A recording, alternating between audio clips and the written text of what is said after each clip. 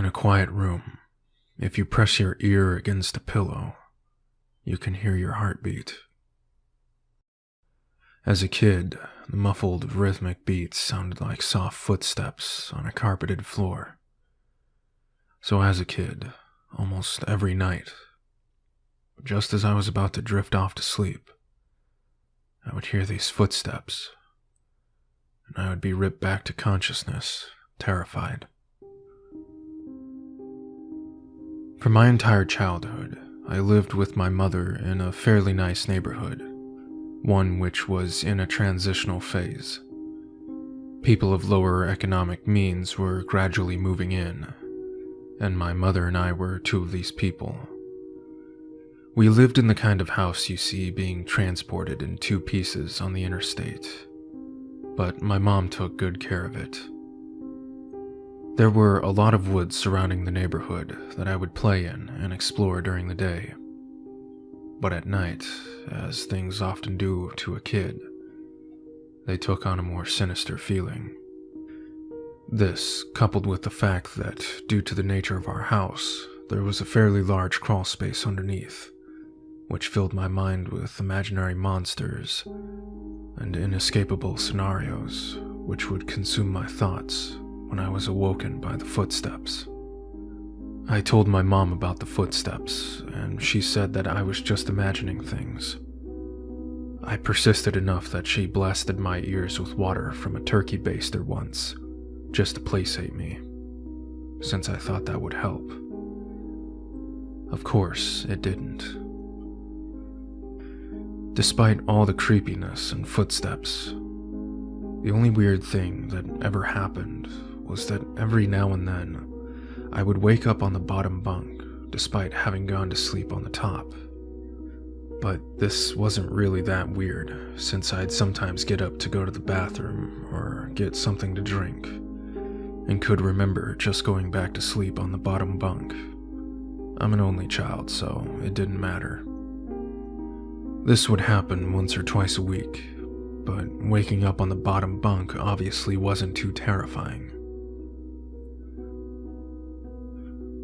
But one night, I didn't wake up on the bottom bunk.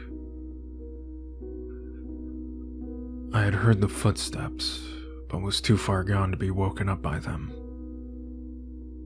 And when I was awoken, it wasn't from the sounds of footsteps or a nightmare,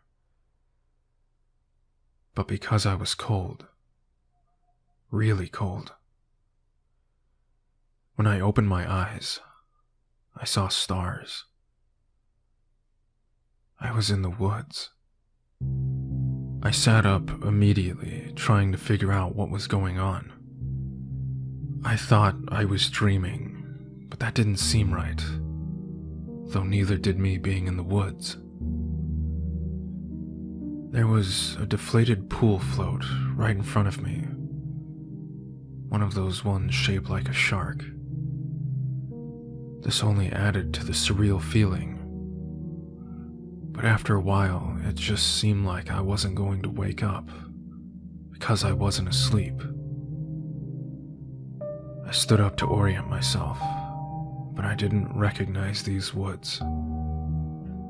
I played in the woods by my house all the time, so I knew them really well. But if these weren't the same woods, then how could I get out? I took a step and felt a shooting pain in my foot, which knocked me back to where I had just been lying. I had stepped on a thorn. By the light of the moon, I could see that they were everywhere. I looked at my other foot, but it was fine. As a matter of fact, so was the rest of me. I didn't have another scratch on me, and I wasn't even that dirty. I cried for a little bit, and then stood back up. I didn't know which way to go, so I just picked a direction. I resisted the urge to call out since I wasn't sure I wanted to be found by who or what might be out there. I walked for some time, I tried to stay in a straight line, and tried to course correct when I had to take detours. But I was a kid, and I was afraid. There weren't any howls or screams, and only once did I hear a noise that scared me. It sounded like a crying baby. I think now that it was just a cat, but I panicked. I ran, veering in different directions to avoid big thicks of bushes and collapsed trees. And I was paying close attention to where I stepped because at that point, my feet were in pretty bad shape. I paid too much attention to where I was stepping, and not enough to where those steps were leading. Because not long after hearing the cry, I saw something that filled me with a kind of despair I haven't experienced since. I was at the pool float. I was only 10 feet from where I had woken up. This wasn't magic or some supernatural space bending. I was lost, plain and simple. Up until that moment, I thought more about getting out of the woods than how I got in. But being back at the beginning caused my mind to swim. I wasn't even sure that these were my woods. I had only been hoping that they were. Had I run in a huge circle around that spot? Or did I just get turned around and started making my way back?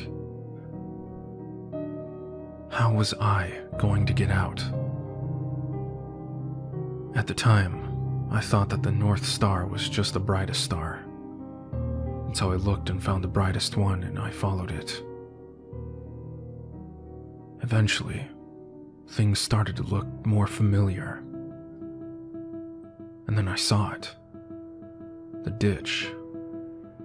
This dirt ditch my friends and I would have dirt-clawed wars in. I knew I had made it out. By that point, I was walking really slowly because my feet hurt so much. But I was happy to be so close to home that I broke into a light jog. When I actually saw the roof of my house over a neighboring, lower-set house, I let out a light sob and ran faster. I just wanted to be home. I had already decided that I wouldn't say anything because I had no idea what I could possibly say. I would get back in the house somehow, clean up, and get in bed. My heart sunk as I rounded the corner, and my house came fully into view. Every light in the house was on. I knew my mom was up, and I knew I was going to have to explain, or try to explain, where I had been, and I couldn't even figure out where to start. My run became a jog, which became a walk. I saw her silhouette through the blinds, and although I was worried about how to explain things to her, that didn't matter to me at that point. I walked up the couple of steps of the porch, put my hand on the doorknob, and turned. Right before I could push it open, 2 arms wrapped around me and pulled me back. I screamed as loud as I could. I screamed for my mom to save me. The feeling of being so close to being safe, and then being physically pulled away from it, that filled me with a kind of dread I can't even describe still. The door I had been torn away from opened, and a flash of hope shot through my heart. But it wasn't my mom. It was a man, and he was enormous. I thrashed around and kicked at the shins of the person holding me, while also trying to get away from the person who had just come out of my house. I was scared, but I was furious. I demanded to know where my mom was, what they did to her. As my throat stung from screaming, and I was drawing in another breath, I became aware of a sound that had been present for longer than I had perceived it. "Please, calm down. I've got you." It sounded like my mom. The arms loosened and set me down. And as a man approaching me blocked out the porch light with his head, I noticed his clothes. He was a cop.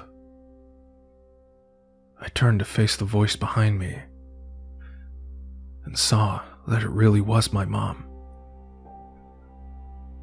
Everything was okay.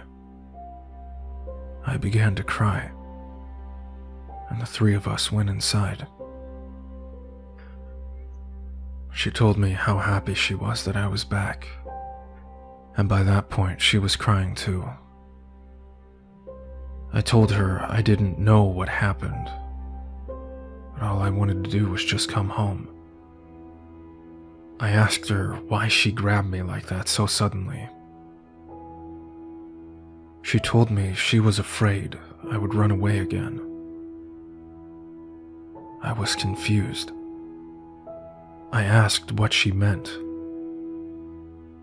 She said that she had found a note on my pillow and pointed at the piece of paper that the police officer was sliding across the table. I picked up the note and read it. It was a running away letter. It said that I was unhappy and never wanted to see her or any of my friends again. The police officer exchanged a few words with my mom on the porch while I stared at the letter. I didn't remember writing a letter. I didn't remember anything about any of this. But even if I sometimes went to the bathroom at night and didn't remember, or even if I could have gone into the woods on my own, even if all of that could have been true, the only thing I knew at this point was, this isn't how you spell my name. I didn't write this letter.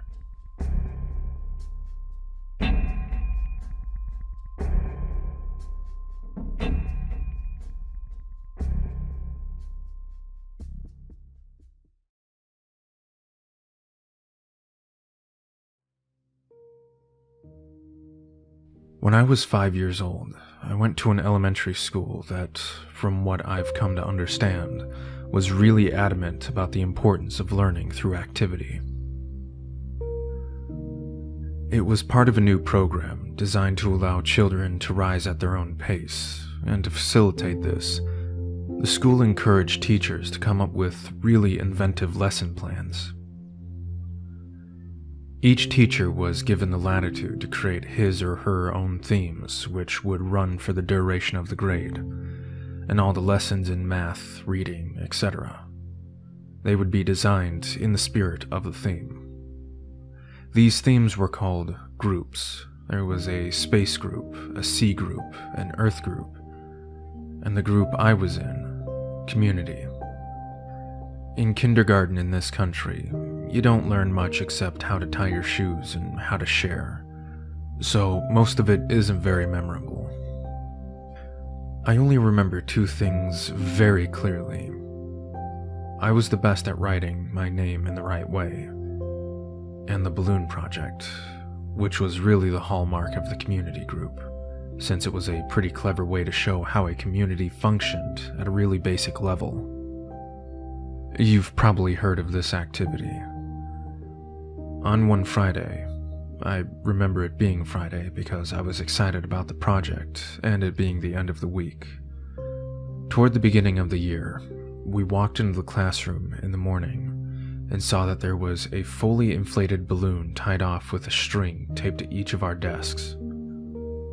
Sitting on each of our desks was a marker, a pen, a piece of paper, and an envelope. The project was to write a note on the paper, put it in the envelope, and attach it to the balloon, which we would draw a picture on if we wanted. Most of the kids started fighting over the balloons because they wanted different colors. But I started on my note, which I had thought a lot about. All the notes had to follow a loose structure, but we were allowed to be creative within those boundaries. My note was something like this. Hi, you found my balloon. My name is and I attend this elementary school. You can keep the balloon, but I hope you write me back. I like Mighty Max, exploring, building forts, swimming, and friends. What do you like? Write me back soon. Here's $1 for the mail. On the dollar, I wrote 4 stamps right across the front, which my mom said was unnecessary, but I thought it was genius, so I did it. The teacher took a Polaroid of each of us with our balloons and had us put them in the envelope along with our letter. They also included another letter that I assumed explained the nature of the project and sincere appreciation for anyone's participation in writing back and sending photos of their city or neighborhood.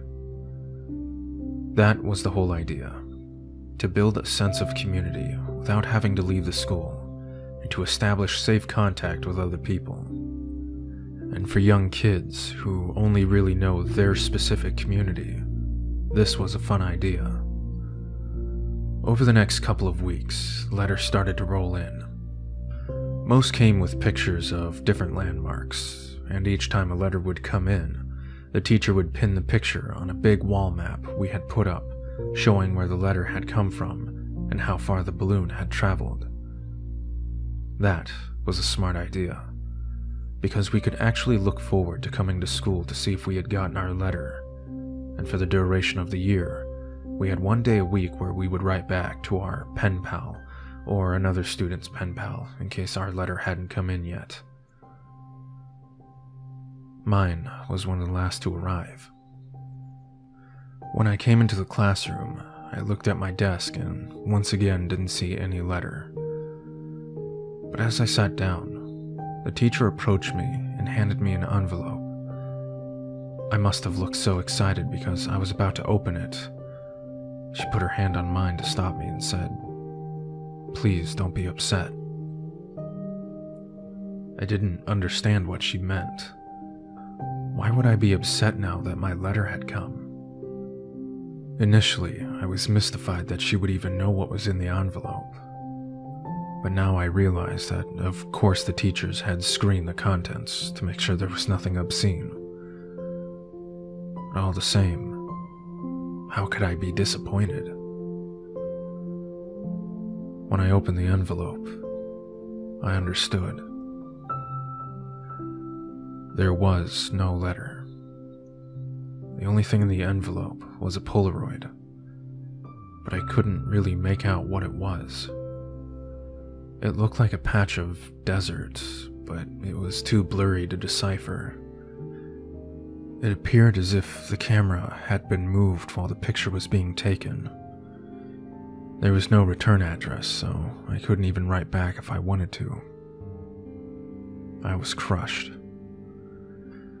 The school year pressed on, and the letters had stopped coming for nearly all the other students.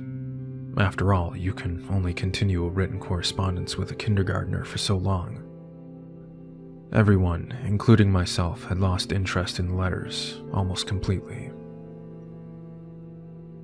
Then, I got another envelope. My excitement was rejuvenated, and I reveled in the fact that I was still getting a letter when most of the other pen pals had abandoned their involvement. It made sense that I would receive another delivery. There had been nothing but a blurry picture in the first one, so this was probably going to make up for that. But again, there was no letter at all. Just another picture. This one was more distinguishable, but I still didn't understand it. The photograph angle was way up, catching the top corner of a building. The rest of the image was distorted by a lens flare from the sun. Because the balloons didn't travel very far, and because they were all launched on the same day, the board became a bit cluttered. and so the policy for the students still exchanging letters became that they could take the photographs home. My best friend Josh had the second highest number of pictures taken home by the end of the year. His pen pal was really cooperative and sent him pictures of all around the neighboring city. Josh took home, I think, 4 pictures. I took home nearly 50. The envelopes were all opened by the teacher, but after a while I stopped even looking at the pictures. However, I saved them in one of my drawers that housed my collections of rocks, baseball cards, comic book cards, and little miniature baseball batting helmets that I'd get out of a vending machine at Winn-Dixie after a t-ball game.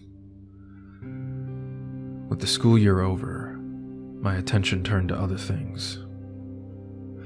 My mom had gotten me a small snow cone machine for Christmas that year, and Josh had really coveted it. So much so that his parents bought him a slightly nicer one for his birthday, which was toward the end of the school year. That summer, we had the idea that we would set up a snow cone stand to make money. We thought we would make a fortune selling snow cones at $1.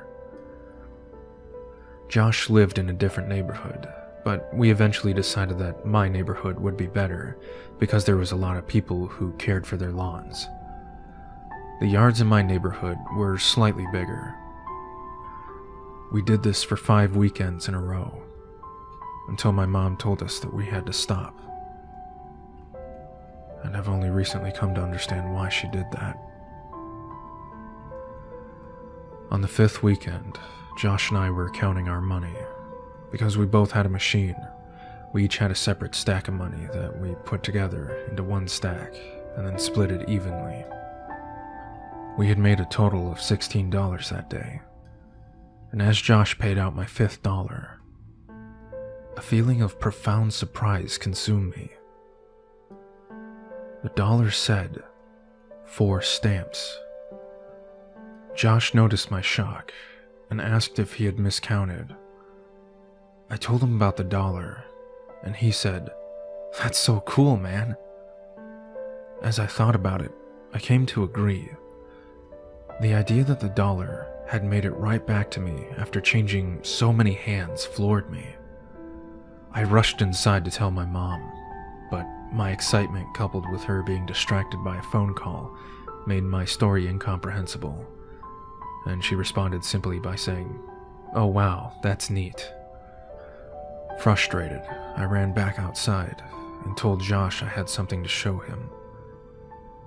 Back in my room, I opened the drawer and took out the stacks of envelopes and showed him some of the pictures. I started with the first picture.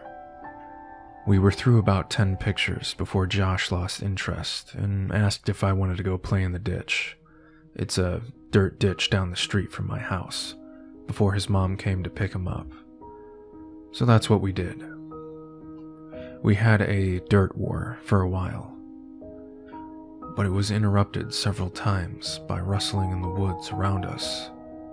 There were raccoons and stray cats that lived out there, but this was making a little too much noise, and we traded guesses at what it was in an attempt to scare each other. My last guess was that it was a mummy, but in the end, Josh kept insisting that it was a robot because of the sounds that we heard. Before we left, he got a little serious and looked me right in the eye and said, "You heard it, didn't you? It sounded like a robot. You heard it too, right?" I had heard it, and since it sounded mechanical, I agreed that it was probably a robot. It's only now that I understand what we heard. When we got back, Josh's mom was waiting for him at the kitchen table with my mom. Josh told his mom about the robot, our moms laughed, and Josh went home. My mom and I ate dinner, and I went to bed. I didn't stay in bed for long, though, before I crept out and decided that, due to the day's events, I would revisit the envelopes since now the whole affair seemed much more interesting. I took the first envelope and set it on the floor, and set the blurry desert Polaroid on top. I laid the second envelope right next to it, and placed the oddly angled Polaroid of a building's top corner on top, and did this with each picture until they formed a grid that was about 5 by 10. I was always taught to be careful with things that I was collecting, even if I wasn't sure that they were valuable. I noticed that the pictures gradually became more decipherable. There was a tree with a bird on it, a speed limit sign, power line, a group of people walking into some building. And then I saw something that vexed me so powerfully that I can now, as I write this, distinctly remember feeling dizzy, incapable of only a single repeating thought. Why am I in this picture?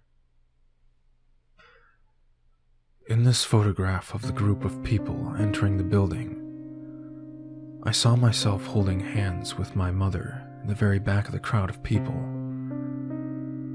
We were at the very edge of the photo, but it was undeniably us. And as my eyes swam over the sea of Polaroids, I became increasingly anxious. It was a really odd feeling. It wasn't fear. It was the feeling you get when you were in trouble. I'm not sure why I was flooded with that feeling, but there I sat, floundering in the distinct sense that I had done something wrong. And this feeling only intensified as I looked on at the rest of the photos after the one that had so powerfully struck me. I was in every photo. None of them were close shots, none of them were only of me. But I was in every single one of them. Off to the side, in the back, bottom of the frame. Some of them only had the tiniest part of my face captured at the very edge of the photo. But nevertheless, I was there. I was always there. I didn't know what to do. Your mind works in funny ways as a kid. But there was a large part of me that was afraid of getting in trouble, simply for still being up, since I already had the looming feeling of having done something wrong. I decided that I would wait until tomorrow. The next day, my mom was off work and spent most of the morning cleaning up around the house. I watched cartoons, I imagined, and waited until I thought it was a good time to show her the Polaroids. When she went out to get the mail, I grabbed a couple of the pictures, put them on the table in front of me, as I sat waiting for her to come back in. When she returned, she was already opening the mail and threw some junk mail into the trash can. I asked her to look at the pictures I had. After a minute or two of marking some dates on the calendar, she came and stood behind me and asked me what I needed. I could hear her shuffling with the mail behind me, but I just looked at the Polaroids and told her about them. As I explained more and pointed to the pictures, her frequent uh-huhs and okays decreased, and she was suddenly completely quiet, only making a little noise with the mail. The next noise I heard from her sounded as if she was trying to catch her breath in a room that had no air left in it. At last, her struggling gasps were conquered, and she simply dropped the remaining mail on the table and ran to the kitchen to get the phone. I began to apologize to her, thinking I had done something wrong, with the phone pressed to her ear as she was walking and running back and forth and shouting into it. I nervously started fiddling with the mail sitting next to my Polaroids. The top envelope had something sticking out of it that I thoughtlessly and anxiously pulled on, until it came out. It was another Polaroid. Confused, I thought that somehow one of my Polaroids had slipped into the stack when she threw the mail down. But when I turned it over and looked, I realized that I had not seen this one before. And to my dismay, it was me. But this one was a much closer shot. I was surrounded by trees and smiling. But it wasn't just me. Josh was there too. This was us from yesterday. I started yelling for my mom, who was still screaming into the phone. I repeatedly yelled for her until she finally responded with an angered, "What?" And I could only think to ask, who is she calling? She told me she was talking to the police. But why? I told her I was sorry. I didn't mean to do anything. She answered me with a response that I never understood, until I was forced to revisit these events from the earliest years of my life.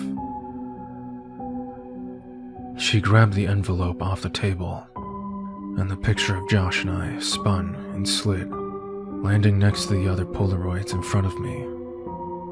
She held the envelope up to my eyes, but I could only look at her and watch as the color began draining out of her face, with tears welling up in her eyes.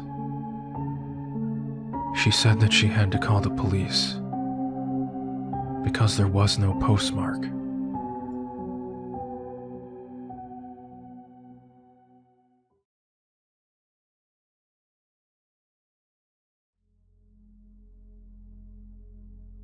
I spent the summer before my first year of elementary school learning how to climb trees.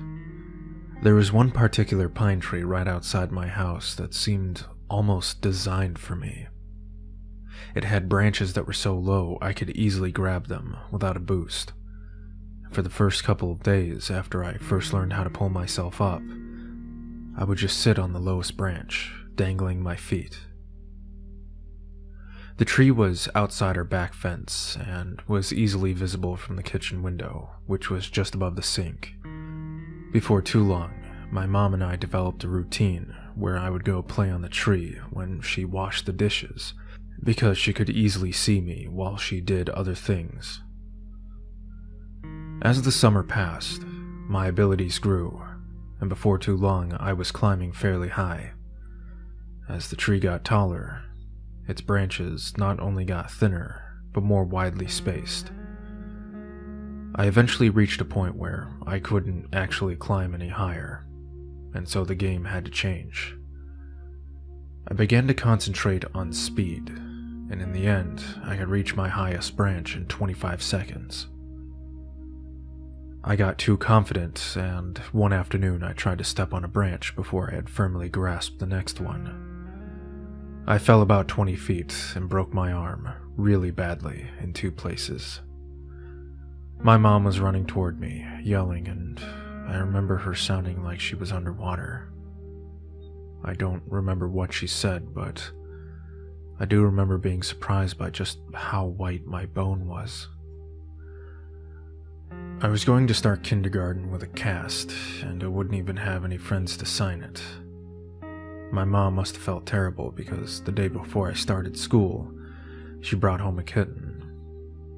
He was just a baby and was striped with tan and white.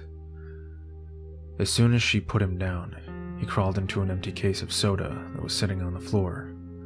I named him Boxes. Boxes was only an outside cat when he escaped, My mom had him declawed so he wouldn't destroy the furniture, so as a result, we did our best to keep him inside.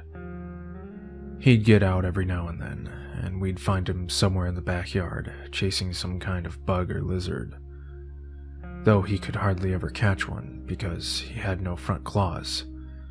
He was pretty evasive, but we'd always catch him and carry him back inside. He'd scramble to look back over my shoulder. I told my mom that it was because he was planning a strategy for next time.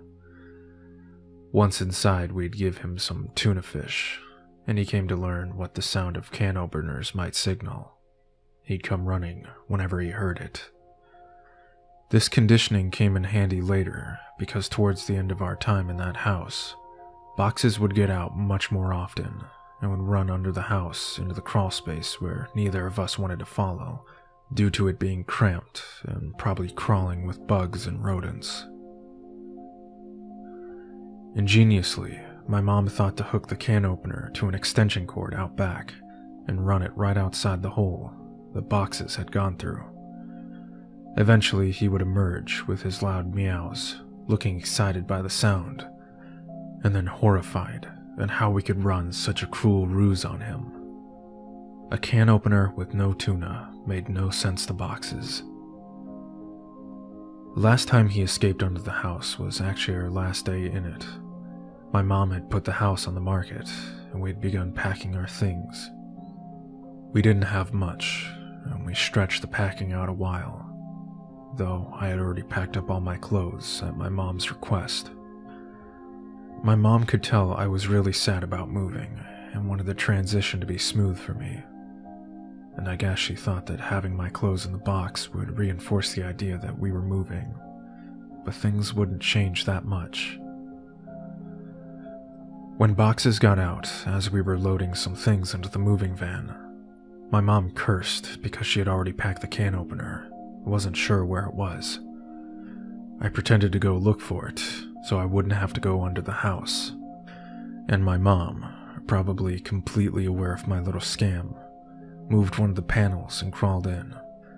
She came out with boxes pretty quickly and seemed pretty unnerved, which made me feel even better about getting out of it. My mom made some phone calls while I packed a little more, and then she came into my room and told me that she had spoken to the realtor and we were going to start moving into the other house that day. She said it like it was excellent news, but I had thought we had more time in the house. She originally said that we weren't moving until the end of next week. It was only Tuesday. What's more, we weren't completely finished packing, but my mom said sometimes it was just easier to replace things and pack them and haul them all over the city. I didn't even get to grab the rest of my box clothes. I asked if I could call Josh to say bye, but she said that we would just call him from our new house. We left in the moving van. I managed to stay in touch with Josh for years, which is surprising since we no longer went to the same school. Our parents weren't close friends, but they knew that we were, and so they would accommodate our desire to see one another, driving us back and forth for sleepovers, sometimes every weekend. For Christmas, one year, our parents even pooled their money and got us some really nice walkie-talkies that were advertised to work a range that extended past the distance between our houses. They also had batteries that could last for days if the walkie-talkie was on but not used. They would only occasionally work well enough that we could talk across the city, but when we stayed over, we'd use them around the house, talking in mock radio speak that we had taken from movies, and they worked great for that. Thanks to our parents, we were still friends when we were 10. One weekend, I was staying over at Josh's, and my mom called me to say goodnight.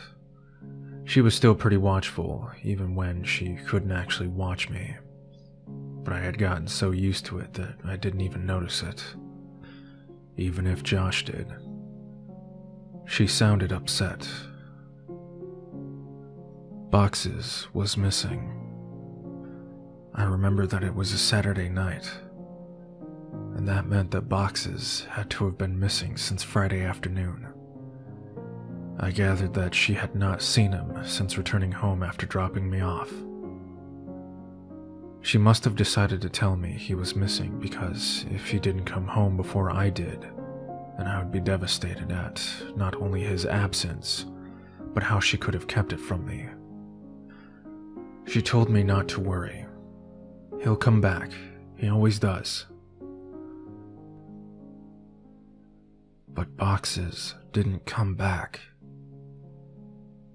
3 weeks later, I stayed at Josh's again. I was still upset about boxes, but my mom told me that there had been many times when pets had disappeared from home for weeks or even months, only to return on their own. She said that they always knew where home was, would always try to get back. I was explaining this to Josh when a thought hit me so hard that I interrupted my own sentence to say it. What if boxes thought of the wrong home? Josh was confused. What? He lives with you. He knows where his home is. But he grew up somewhere else, Josh. He was raised in my old house, a couple of neighborhoods away. Maybe he still thinks of that place as home. Oh, I get it. Well, that's no problem. We'll tell my dad tomorrow. He'll take us over there so we can look. No, he won't, man. My mom said that we couldn't ever go back to that place because the new owners wouldn't want to be bothered. She said that she told your mom and dad the same thing. Josh persisted. Okay then, we'll just go out exploring tomorrow, make our way to your old house. No, if we get spotted, your dad will find out, then so will my mom. We have to go there ourselves. We have to go there tonight. It didn't take that much convincing to get Josh on board, since he was usually the one to come up with the ideas like this. But we had never snuck out of his house before. It actually turned out to be incredibly easy, though. The window in his room opened to the backyard, and he had a latched wooden fence that wasn't locked. After those 2 minor hurdles, we slipped off into the night, flashlight and walkie-talkies in hand. There were 2 ways to get from Josh's house to my old house. We could walk on the street, make all the turns, or go through the woods, which would take about half the time. It would have taken about 2 hours to walk there taking the street, but I suggested that we go that way anyway. I told him it was because I didn't want to get lost. Josh refused and said that if we were seen, they might recognize him and tell his dad. He threatened to go home if we didn't just take that shortcut, and I accepted it because I didn't want to go by myself. Josh didn't know about the last time I walked through these woods at night. The woods were much less creepy with a friend and a flashlight, and we were making pretty good time. I wasn't entirely sure where we were, but Josh seemed confident enough, and that bolstered my morale. We passed through a particularly thick patch of tangled trees, and the strap on my walkie-talkie got caught on a branch. Josh had the flashlight, and so I was struggling to get the walkie-talkie free when I heard him say, "Hey man, wanna go for a swim?" I looked over to where he was shining the flashlight, though I closed my eyes as I did, because I now knew where we were. He was pointing at the pool float. This was where I had woken up in these woods all those years ago. I felt a lump in my throat and the sting of fresh tears in my eyes as I continued to struggle with the walkie. Frustrated, I yanked on it hard enough to break it free.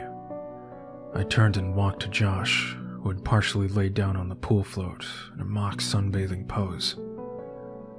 As I walked toward him, I stumbled and nearly fell into a fairly large hole that was sitting in the middle of this small clearing. But I regained my balance and stopped right at its edge. It was deep. I was surprised by the size of the hole, but more surprised by the fact that I didn't remember it. I realized it must not have been there that night, because it was in the same spot where I had awoken. I put it out of my mind and turned to Josh. "Quit messing around, man. You saw I was stuck over there. You were just laying here joking around on this float." I punctuated the sentence with a kick to an exposed part of the float. A screeching rose from it. Josh's smile inverted. He suddenly looked terrified and was struggling to get off the float, but he couldn't in a quick manner due to the awkward way he had been laying on it. Each time he would fall back on the float and the screeching would intensify. I wanted to help Josh, but I couldn't move myself any closer. My legs wouldn't cooperate. I hated these woods. I picked up the flashlight that he had thrown in his thrashing and shined it on the float, not knowing what to expect. Finally, Josh got off the float and rushed next to me, looking at where I was shining the light. Suddenly, there it was. It was a rat. I started laughing nervously, and we both watched the rat run into the woods, taking the screeches with it. Josh lightly punched me in the arm, a smile slowly returning to his face, and we continued walking. We quickened our pace and made it out of the woods faster than we thought we would, and we found ourselves back in my old neighborhood. Last time I had rounded the bend ahead, I had seen my house fully illuminated. All the memories of what transpired came flooding back. I felt a skipping in my heart as we were finally turning the corner, about to face the full view of my house, remembering last time how incandescent it was. But this time, all the lights were off.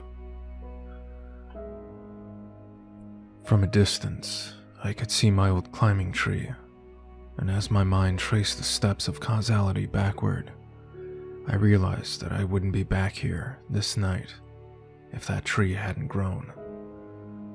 And I was briefly in awe of how all events seemed to be like that.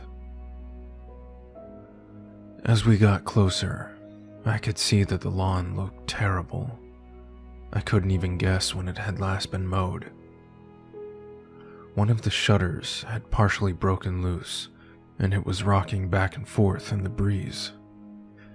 And overall, the house just looked dirty. I was sad to see my old home in such a state of disrepair. Why would my mom care if we bothered the new owners if they cared so little about where they lived? And then I realized there were no new owners. The house was abandoned, though it looked simply forsaken. Why would my mom lie to me about our house having new people in it? But I thought that this was actually a good thing. It would be easier to look around for boxes if we didn't have to worry about being spotted by the new family. This would make it much quicker. Josh interrupted my thoughts as we walked through the gate and up to the house. Your old house sucks, dude. Shut up, Josh. Even like this, it's still nicer than your house. Hey, man. Okay. I think boxes is probably under the house.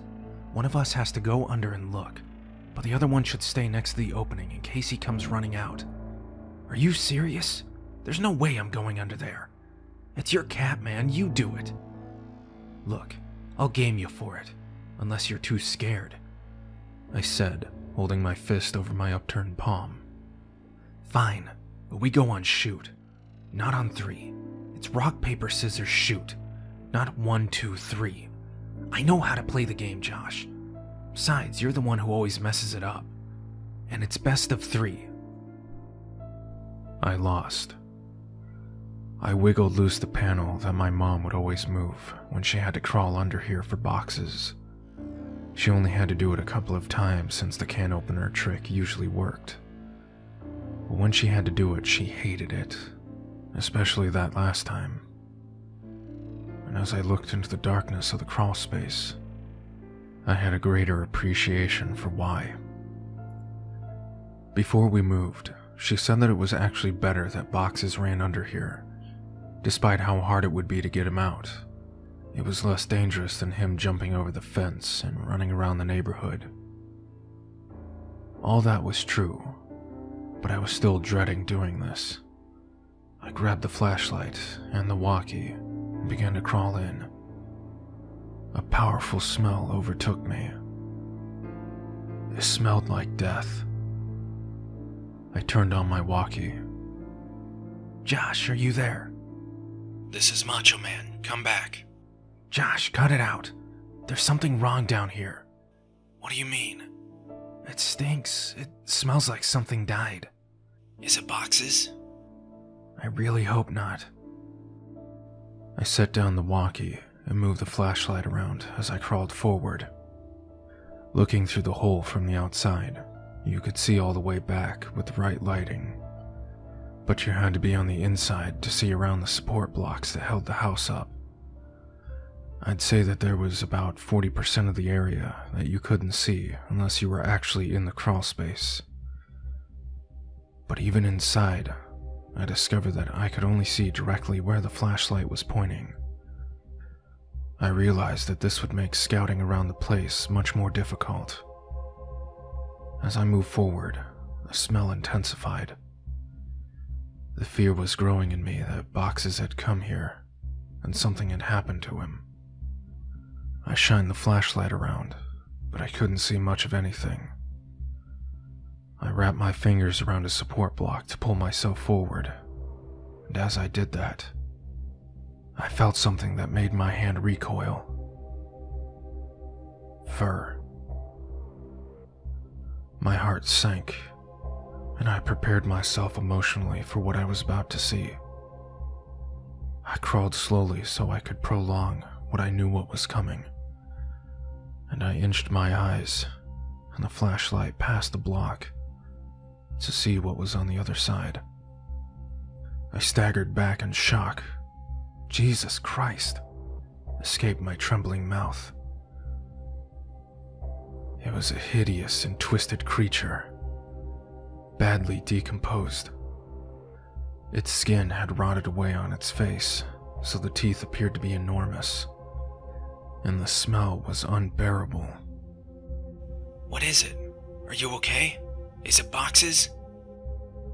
I reached for the walkie.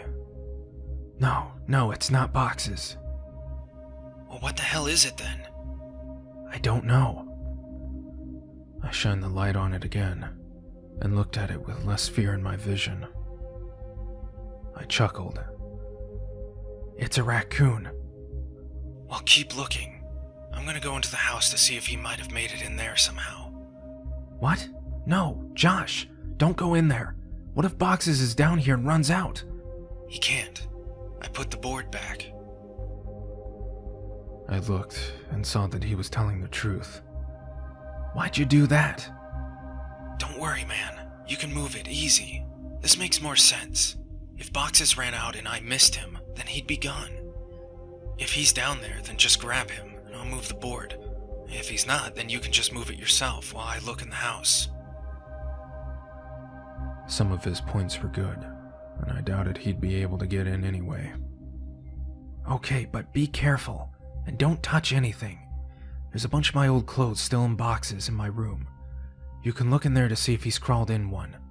And make sure to bring your walkie. Roger that, good buddy. I realized that it would be pitch black in there.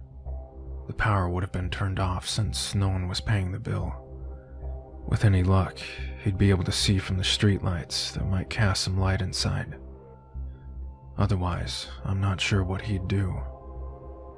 Before too long, I heard footsteps right over my head and felt old dirt raining down on me. Josh, is that you? This is Macho Man, coming back for the Big Tango Foxtrot. The Eagle has landed. What's your 20, Princess Jasmine? Over. asshole. My 20 is in your bathroom, looking at your stash of magazines. Looks like you've got a thing for dudes' butts. What's the report on that? Over. I could hear him laughing without the walkie, and I started laughing too. I heard the footsteps fade away a little. He was on his way to my room. Man, it's dark in here. Are you sure you had boxes of clothes in here? I don't see any. Yeah, there should be a couple boxes in front of the closet. There aren't any boxes in here. Let me check to see if you maybe put the boxes in the closet before you left. I started thinking that maybe my mom had come back and gotten the clothes and just given them away because I had outgrown a lot of them. But I remember leaving the boxes there. I didn't even have time to close the last one up before we left. While I was waiting for Josh to tell me what he found, I kicked out my leg, which had started falling asleep because of the position I was in, and I hit something. I looked back and saw something really strange. It was a blanket, and all around it there were bowls. I crawled a little closer to it. The blanket smelled moldy, and most of the bowls were empty, but one had something that I recognized still in it. Cat food.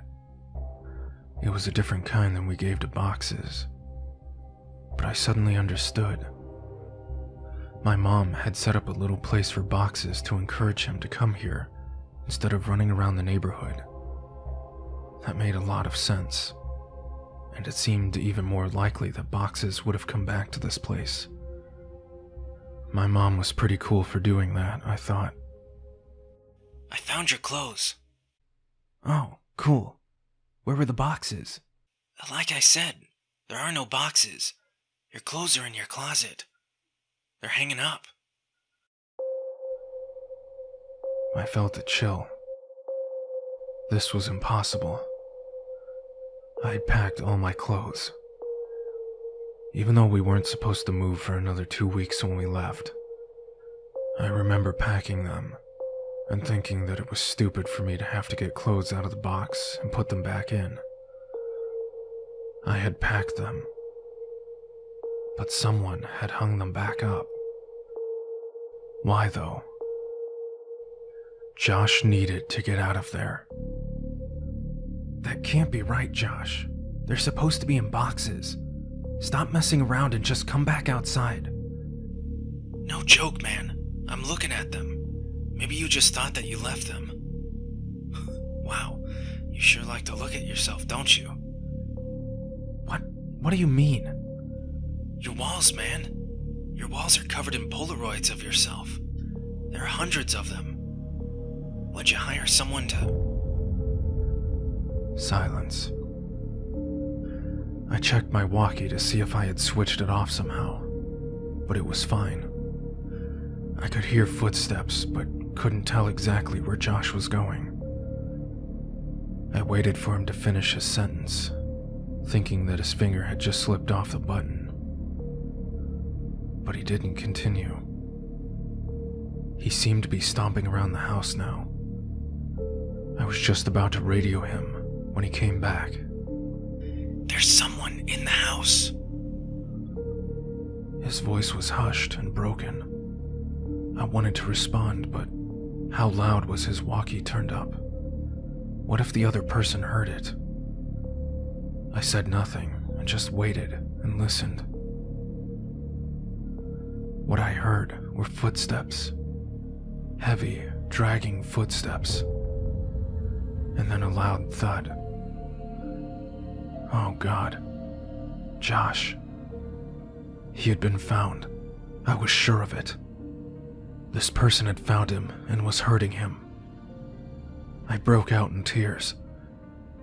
He was my only friend next to boxes. And then I realized, what if Josh told him I was under here? What could I possibly do? As I struggled to compose myself, I thankfully heard Josh's voice through the walkie. He's got something, man. It's a big bag. He just threw it on the floor. And... what? Man, the bag. think it just moved. I was paralyzed. I wanted to run home. I wanted to save Josh. I wanted to go for help. I wanted so many things. But I just laid there, frozen. As I lay unable to move, my eyes focused on the corner of the house that was right under my room. I moved my flashlight. My breath hitched at what I saw. Animals. Dozens of them. All of them dead. They lay in piles all around the perimeter of the crawl space. Could boxes be among these corpses? Was this what the cat food was for? Seeing this broke my shock, as I knew I had to get out of there, and I scrambled to the board. I pushed on it, but it wouldn't budge. I couldn't move it because it was wedged in there, and I couldn't get my fingers around it since the edges were outside. I was trapped. I cursed at Josh for a moment. I could feel thunderous footsteps above me. The house was shaking. I heard Josh scream, and it was matched by another scream that wasn't full of fear. As I continued pushing, I felt the board move, but I knew it wasn't me who was moving it. I could hear footsteps above me and in front of me, and shouting and screaming filling the brief silences between the footsteps. I moved back and held my walkie ready to try to defend myself, and the board was thrown to the side, and an arm shot in and grabbed for me. Let's go, man. Now! It was Josh. Thank God. I scrambled out of the opening, holding the flashlight and the walkie. When we got to the fence, we both jumped it. But Josh's walkie fell. He reached for it, and I told him to forget it. We had to move. Behind us, I could hear yelling, though they weren't words, only sounds. And we, perhaps foolishly, ran for the woods to get back to Josh's quicker, and to be somewhat harder to follow. The whole way through the woods, Josh kept yelling, "My picture! He took my picture!" But I knew that the man already had Josh's picture, from all those years ago at the ditch. I suppose Josh still thought those mechanical sounds were from a robot. We made it back to Josh's house, and back into his room before his parents woke up. I asked him about the big bag, and if it really moved. And he said he couldn't be sure. He kept apologizing about dropping the walkie at the house. But obviously, that wasn't a big deal. We didn't go to sleep and sat peering out the window, waiting for him. As the night turned into day, I went home later that evening. I told my mom the basics of this story a couple days ago. She broke down and was furious about the danger I put myself in. I asked her why she made all those things up about bothering the new owners to stop me from going. Why did she think the house was so dangerous? She became irate and hysterical, but she answered my question. She grabbed my hand and squeezed it, and locked her eyes to mine, whispering, as if she was afraid of being overheard. She never put any blankets or bowls under the house for boxes. I wasn't the only one to find them. I felt dizzy. I understood so much now. I understood why she had looked so uneasy after she brought boxes out from under the house on her last day there. She found more than spiders or a rat's nest. I understood why we left almost 2 weeks early. I understood why she tried to stop me from going back. She knew. She knew he made his home under ours. And she kept it from me. I left without saying another word, and didn't finish my story for her. But I want to finish it here for you. I got home that day. I threw my stuff on the floor and it scattered everywhere. I didn't care. I just wanted to sleep. I woke up around 9 p.m. to the sound of Box's meowing. My heart leapt. He finally came home. I was a little sick about the fact that if I had just waited a day, none of the previous night's events would have happened, and I'd have my Boxes anyway. But that didn't matter. He was back. I got off my bed and called for him, looking around to catch a glint of light off his eyes. The crying continued, and I followed it. It was coming from underneath the bed. I laughed a little, thinking I had just crawled under a house looking for him, and how this was so much better. His meows were being muffled by his shirt, so I flung it aside and smiled, yelling, "Welcome home, Boxes!" His cries were coming from my walkie-talkie. Boxes never came home.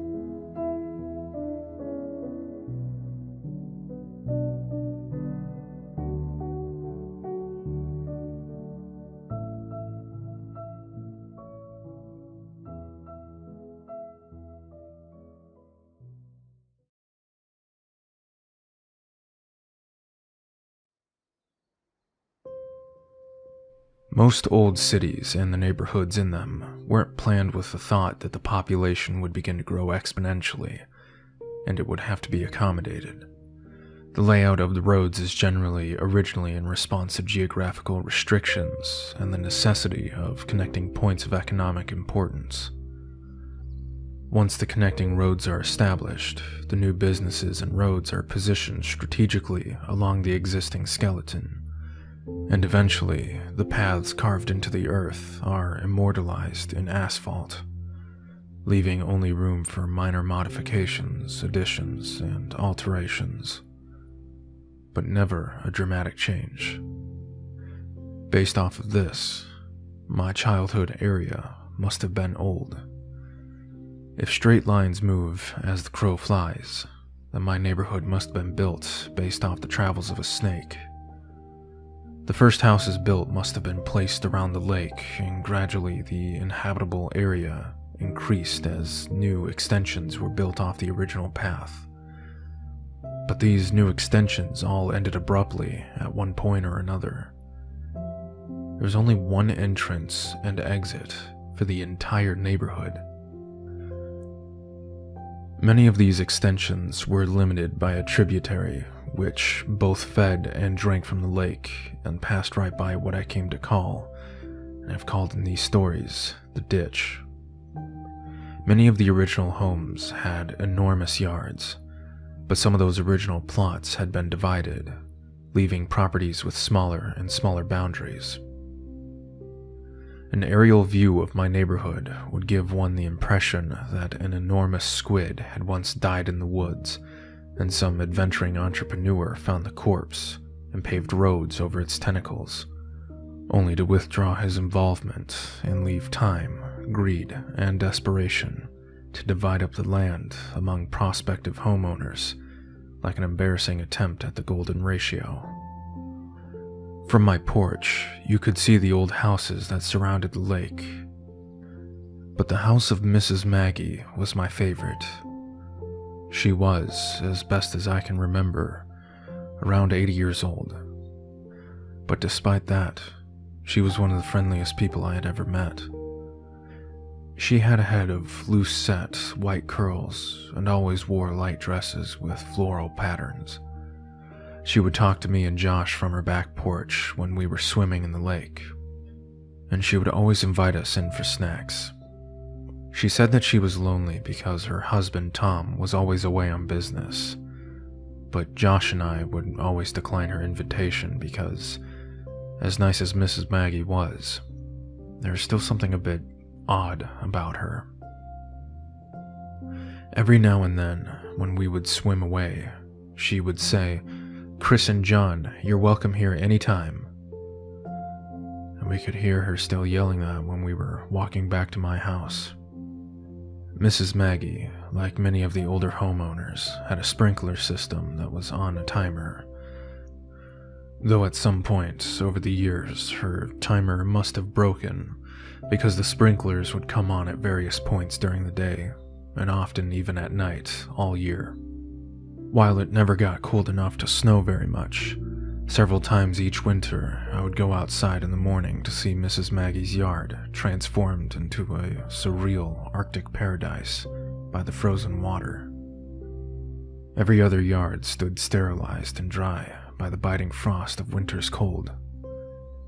But right there, in the middle of the bleak reminder of the savagery of the season, was an oasis of sparkling ice hanging like stalactites from every branch of every tree and every leaf of every bush. As the sun rose, it reflected off, and each piece of ice splintered the sun into a rainbow that would only be viewed briefly before it blinded you. Even as a child, I was struck by the beauty of it all, and often Josh and I would go over there to walk on the iced grass and have sword fights with the icicles. I once asked my mom why she left it on like that. My mom seemed to search for the explanation before she told me that Mrs. Maggie is sick a lot, and sometimes when she gets really sick, she gets confused. That's why she messes up mine and Josh's names sometimes. She doesn't mean to, but sometimes she just can't remember. She went on to tell me that Mrs. Maggie lives in that big house all by herself, so it was okay if I wanted to talk to her when I was swimming in the lake. But when she invited me in, I should keep saying no. Be polite. Her feelings won't get hurt. I asked her when Mrs. Maggie's husband would come home, and how long would he be away on business. That it seemed like he was always away. My mom struggled, and I could see that she had become very upset. Finally, she answered. She told me he wasn't going to come home, that Tom is in heaven. He died many years ago, but Mrs. Maggie doesn't remember, that she gets confused and forgets. But Tom's not ever coming home. If someone moved back in with her, she might even think it was Tom, but he's gone. I would have only been around 5 or 6 when she told me that, and while I didn't understand it completely, I was still profoundly sad for Mrs. Maggie. I know now that Mrs. Maggie had Alzheimer's. She and her husband Tom had 2 sons, Chris and John. The 2 had worked out payment plans with the utility companies and paid for Mrs. Maggie's water and electricity, but they would never visit her. I don't know if something happened between them, or if it was the illness, or if they just lived too far away, but they never came around. I have no idea what they looked like, but there were times when Mrs. Maggie must have thought Josh and I looked like they did when they were children. Or maybe she saw what some part of her mind so desperately wanted her to see, ignoring the images transmitted down her optic nerve, and just for a little while, showing her what used to be. I realize only now how lonely she must have been.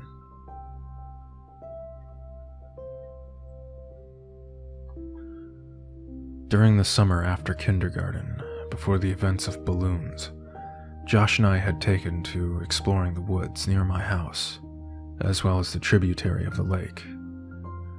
We knew that the woods between our houses were connected, and we thought it would be neat if the lake near my house was somehow connected to the creek around his. So, we resolved ourselves to find out. We were going to make maps. The plan was to make 2 separate maps and then combine them. We would make one map exploring the area around the creek near his house, and make another following the outflow from my lake.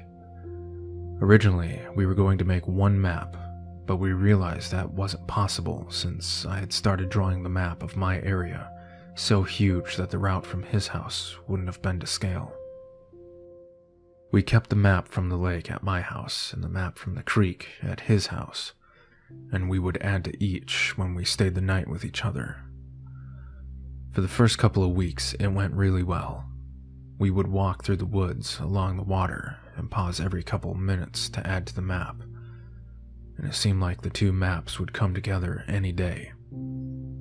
We had no equipment needed for the job, not even a compass, but we tried to make do.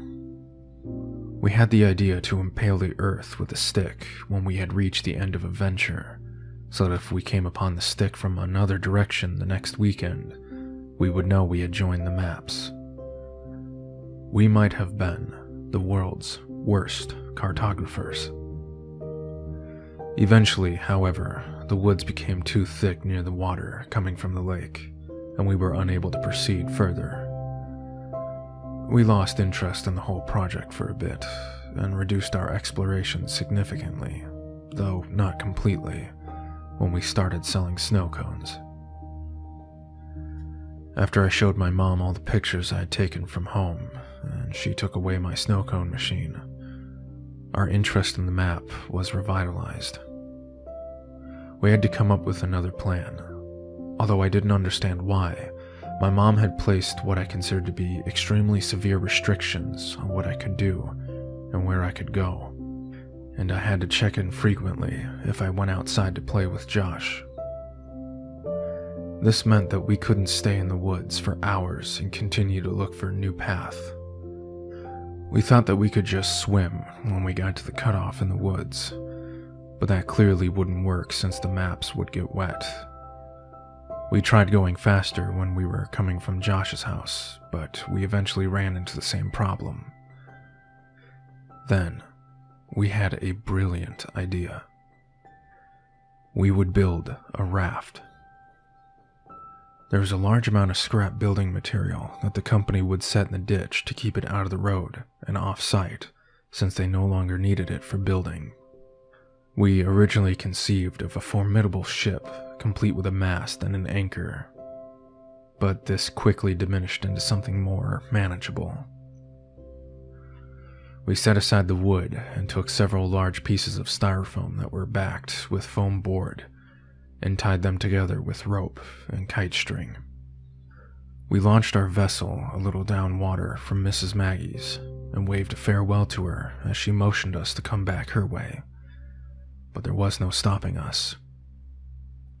The raft worked very well, and while we both behaved and spoke as if the functionality of the raft was a given, I know at least I was a little surprised.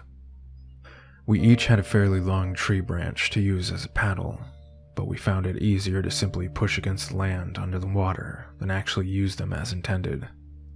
When the water became too deep, we'd simply lie on our stomachs and use our hands to paddle the water, which still worked, albeit less well. The first time we had to resort to that method of propulsion, I remember thinking that from far above, it must have looked like a colossally fat man with tiny arms was out for a swim. It actually took us several trips to get the raft to the impassable patch of woods that marked the farthest we had made it. After we had come up with the idea of marking the ground with the sticks, we had taken to running through the woods until we got to the stick, and then, as carefully and precisely as we knew how, charting our course. This meant that the impasse was actually quite a bit away, so to sail around from my house all the way to the blockade in the woods was taking longer than expected. We had sailed for a bit and then docked the raft, and then next time we'd run through the woods to the raft and go a little farther. We continued this well into first grade. Josh and I were assigned to different groups that year, so since we didn't really see one another during the school day, our parents were more willing to let us hang out all weekend, each week. What's more, Josh's dad had taken on a lengthy construction job that required him to work over the weekends, and his mother was on call. so this meant that Josh would stay at my house most every weekend, for weeks on end. We should have been making excellent progress, but when we finally made it to the impasse and had the opportunity to explore past it, we couldn't find a place to dock the raft.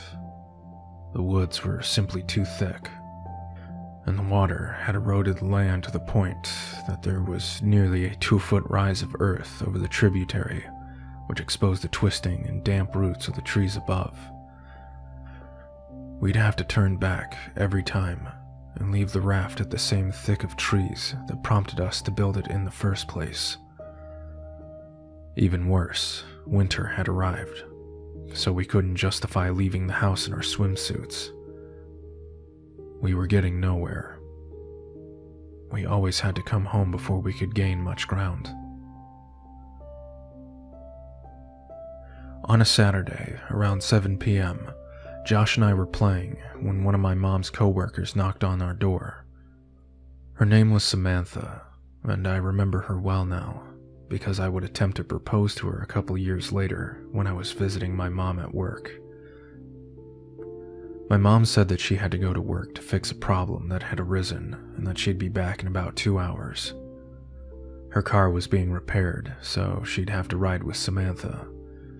But I gathered that the problem was Samantha's fault, and discussing it in the car was why it would only take 2 hours. She said that under no circumstances were we to leave the house or open the door for anyone. And she was in the middle of explaining that she would call every hour when she got there to check in. But she ended that statement prematurely when she remembered that her phone had been turned off for delinquent payments. She looked me dead in the eye as she was closing the door and said, "Stay put." This was our chance. We watched her drive down the Serpentine Road towards the exit, and as soon as the car rounded the last visible bend, we ran back to my room. I dumped my backpack out while Josh grabbed the map. Hey, do you have a flashlight? No, but we'll be back way before dark, I said. I was thinking just in case we should have one. My mom has one, but I don't know where she keeps it. Wait. I suddenly remembered something. I ran into my closet and pulled a box down from the top shelf. I opened the box and revealed 3 Roman candles that I had taken from the pile that my mother had amassed for the 4th of July the past summer, along with a lighter that I had managed to take from her some months before. This would ensure that we at least had some light if we needed it. This was a little bit before I had been given an opportunity to be afraid of the woods at night, so it wasn't fear that motivated our search for a light source, only practicality. We threw it all in the backpack and bolted out the back door, making sure to close it so boxes wouldn't get out. We had 1 hour and 50 minutes. We ran through the woods as fast as we could and made it to the raft in about 15 minutes. We had our bathing suits on under our clothes, so we took off our shirts and shorts and left them about 4 feet from the edge of the water. We untied the raft from the tree, grabbed our branch paddles, and cast off.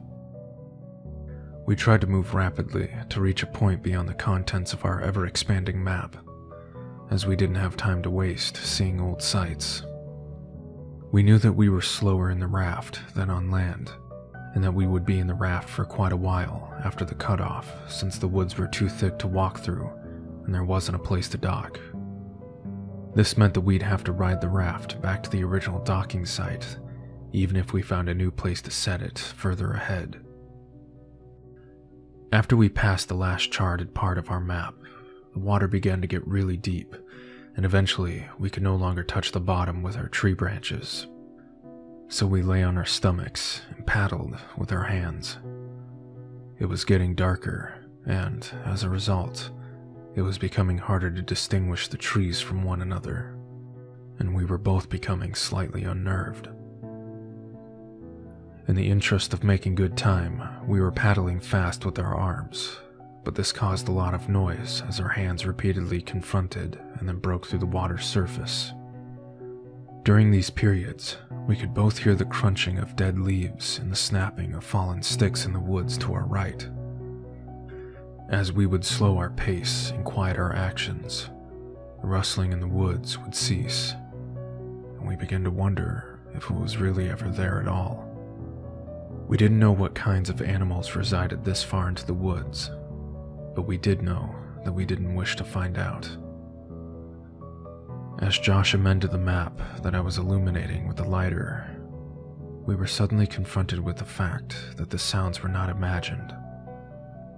Rapidly and rhythmically, we heard crunch, snap, crunch. It seemed to be moving slightly away from us, pushing through the woods just beyond our map. It had become too dark to see. We had misjudged how long the sun would linger. Nervously, I called out, "Hello?" There was a brief moment of breathless tension as we lay static in the water. The silence was suddenly broken by laughter. Josh cackled, making fun of the fact that I said hello. I realized how stupid it was. Whatever animal it was wouldn't respond. I hadn't even realized I said it until afterwards. But if anything was actually there, I obviously wouldn't get a reply. We continued mocking each other and were in the process of turning the raft around to head back when we heard, "Hello." It was whispered and forced, as if it were powered by the last breath in a pair of deflating lungs, but it didn't sound sickly. It had come from the spot just off the map, which now sat behind us since we had turned the raft around. I slowly shifted on the raft and faced the direction of the sound as I fumbled with the Roman candle. I wanted to see. What are you doing? Josh hissed, but I had already lit it. As the sparking fuse sunk into the wrapper, I held it toward the sky. I had never actually shot one of these myself, and thought to use it just like a flare in the movies. A glowing green orb rocketed out towards the stars, and then quickly extinguished. I lowered my arm more toward the horizon. I could remember that there were several colors, but I couldn't remember how many times one of these fired before being depleted. A second ball of red light burst out and fizzled above the trees, but I still saw nothing. "Let's just go, man." Josh pressed as he turned to face the direction back home and began paddling desperately. "Just one more," I said, lowering my arm directly at the woods in front of me. Another red ball of fire was launched from the tube. It traveled straight ahead until it collided with a tree, briefly exploding the light in a much greater diameter. Still nothing. I dropped the firework in the water and watched as one more struggling fireball burst free, only to quickly die, suffocated by the water. As we began paddling in the direction toward my house, we heard a loud and unconcealed rustling in the woods. The breaking of branches and the trampling of fallen leaves overpowered the sound of our splashing. It was running. In our panic, we jostled the raft too violently, and I felt one of the ropes under my chest loosen. I told Josh to be careful, but it was too late. Our raft was breaking. Before too long, it had completely fallen apart. We each held onto a separate piece of styrofoam, but the pieces weren't big enough to keep us completely afloat, and our legs dangled beneath us in the winter water. I yelled to Josh as I pointed at the water right next to him. He scrambled, but it was too cold to move quickly. We both watched as the map floated away. We approached the shore, but each time we attempted to pull ourselves up, we'd hear the frantic rustling thundering towards us from the woods just above. Eventually, we were too cold and weak to even try anymore. Steadily, we kicked our legs and found ourselves nearing the dock site. We toppled off the debris and tried to pull it on land, but Josh's piece slipped away and floated in the direction of the lake. We took off our swimsuits and were desperate to get into dry clothes to shield us from the biting chill of the air. I got my shorts on, but there was something wrong. Where was my shirt? I asked Josh, but he shrugged and suggested that maybe it got knocked into the water. I told him to go back to my house and to say that we were playing hide and seek if my mom was home. I had to try and find my shirt. I ran behind the houses and peered out over the water and scouted along the shoreline. It occurred to me that with any luck, maybe I could find the map too. I was moving pretty fast because I needed to get home, and was about to give up when my concentration was interrupted by a sound coming from just behind me. Hello. I whipped around. It was Mrs. Maggie. I had never seen her at night before, and in this poor light, she looked exceedingly frail. The usual warmth that wrapped her manner seemed to have been snuffed out by the chill. I couldn't remember ever seeing her without a smile, and so her face looked strange. I said hello back. She responded, saying hi to me as Chris. The warmth and smile returned to her, even if her memories had not. She told me that she couldn't see me there in the dark. Jokingly, I asked her if she was going to invite me in for a snack, but she said maybe some other time. I was too busy looking for my map and my shirt to really engage with her, but she sounded happy, so I didn't feel bad. She said a couple of other things, but again, I was too distracted to pay attention. I said goodnight and ran down her driveway toward my house. Behind me, I could hear her walking across the frozen yard, but I didn't turn around to wave. I had to get home. I made it home a couple minutes before my mom did, and by the time she came in, Josh and I had already changed clothes and warmed up.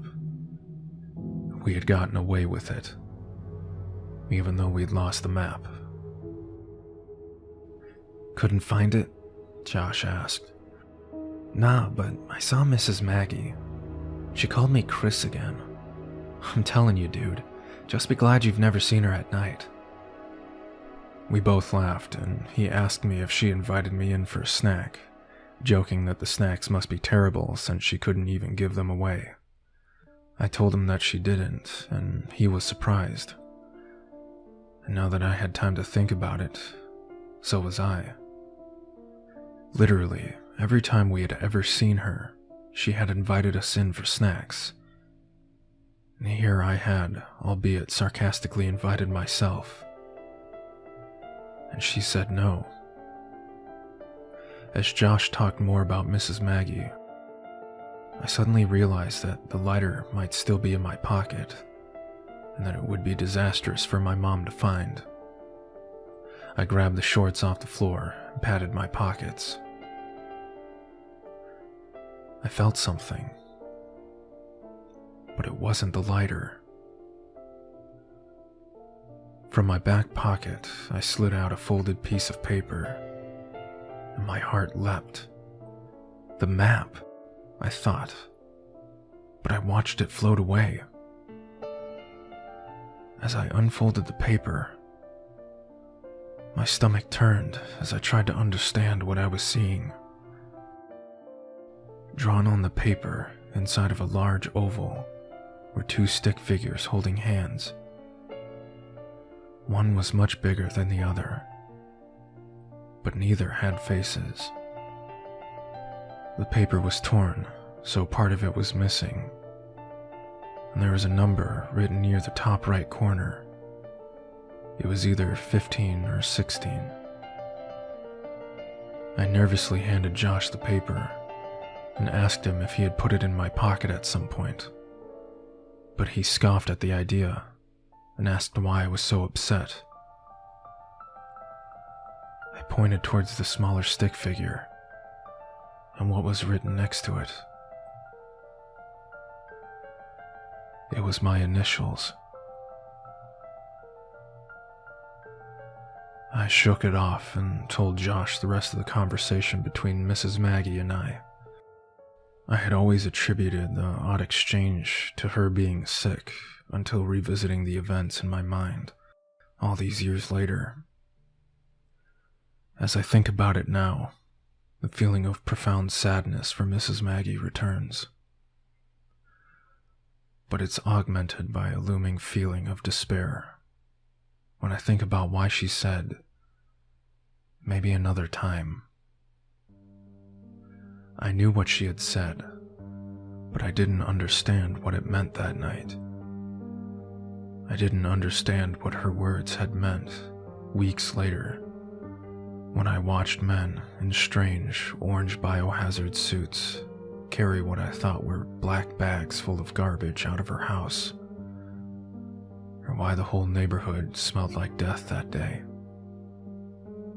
I still didn't understand when they condemned the house and boarded it up a little while before we moved.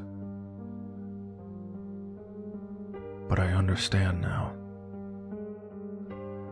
I understand why her last words to me were so important, even if neither she or I realized it at the time.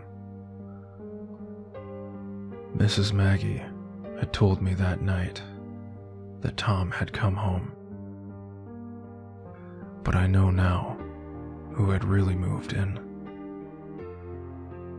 Just as I know now why I never saw her body brought out on a stretcher. The bags weren't filled with garbage.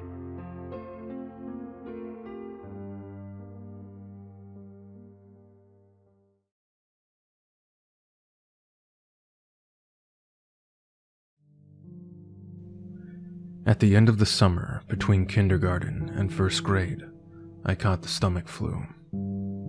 This has all the components of the regular flu.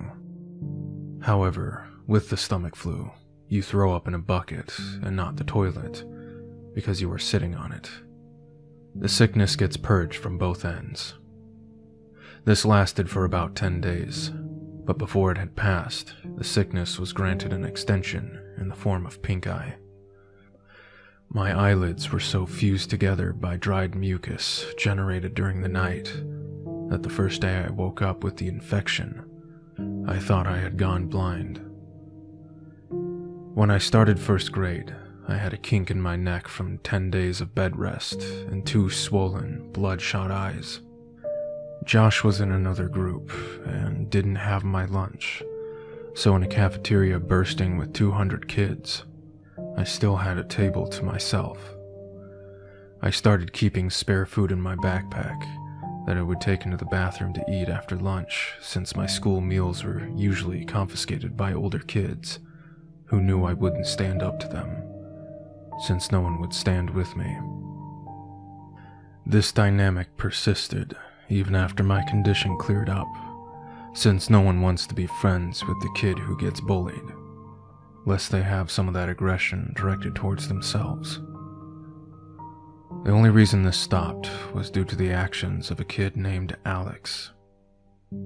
Alex was in the 3rd grade and was bigger than most of the other kids in any grade. Around the 3rd week of school, he started sitting with me at lunch, and this put an immediate end to the shortage of my food supply. He was nice enough, but he seemed kind of slow. We never really talked at length, except for when I finally decided to ask why he had been sitting with me. He had a crush on Josh's sister, Veronica. Veronica was in the 4th grade, and was probably the prettiest girl in the school. Even as a 6-year-old who fully endorsed the notion that girls were disgusting, I still knew how pretty Veronica was. When she was in 3rd grade, Josh told me 2 boys had actually gotten into a physical fight, which erupted out of an argument concerning the significance of the messages she had written in their yearbooks. One of the boys eventually hit the other in the forehead with the corner of the yearbook, and the wound required stitches to close. While not one of those 2 boys, Alex wanted her to like him and confessed that he knew Josh and I were best friends. I gathered that he hoped that I would convey his ostensibly philanthropic deed to Veronica, and that she would presumably be so moved by his selflessness that she'd take an interest in him. His bargain was that if I told her, he would continue to sit with me for as long as I needed him to. Because this was during the time when Josh mostly stayed at my house, building the raft and navigating the tributary with me, I didn't have the chance to bring it up to Veronica, because I simply didn't see her. I told Josh about it, and he made fun of Alex, but said that he would tell his sister since I wanted him to. I doubted that he would. Josh was annoyed that people seemed to be so taken with his sister. I remember him calling her an ugly crow. I never said anything to Josh, but I remember wanting to say, even then, that she was pretty and would one day be beautiful. I was right.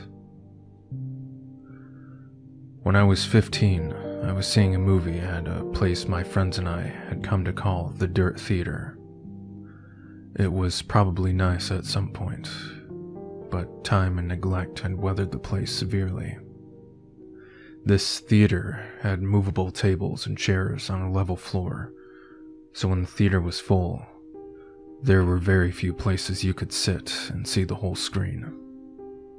The theater was still open, I imagine, for 3 reasons. 1, it was cheap to see a movie there.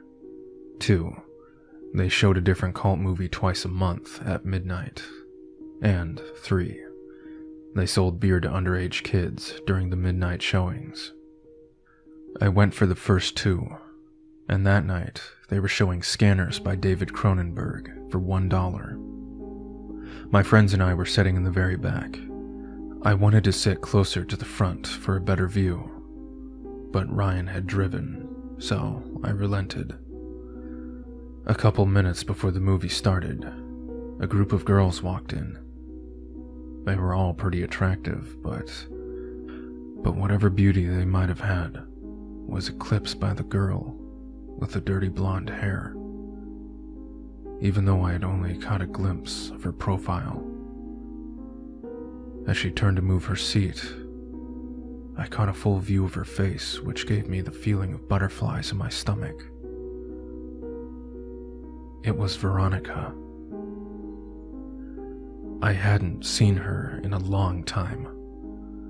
Josh and I saw progressively less of one another after we snuck out to my old house that night when we were 10, and usually when I'd visit him, she'd be out with friends.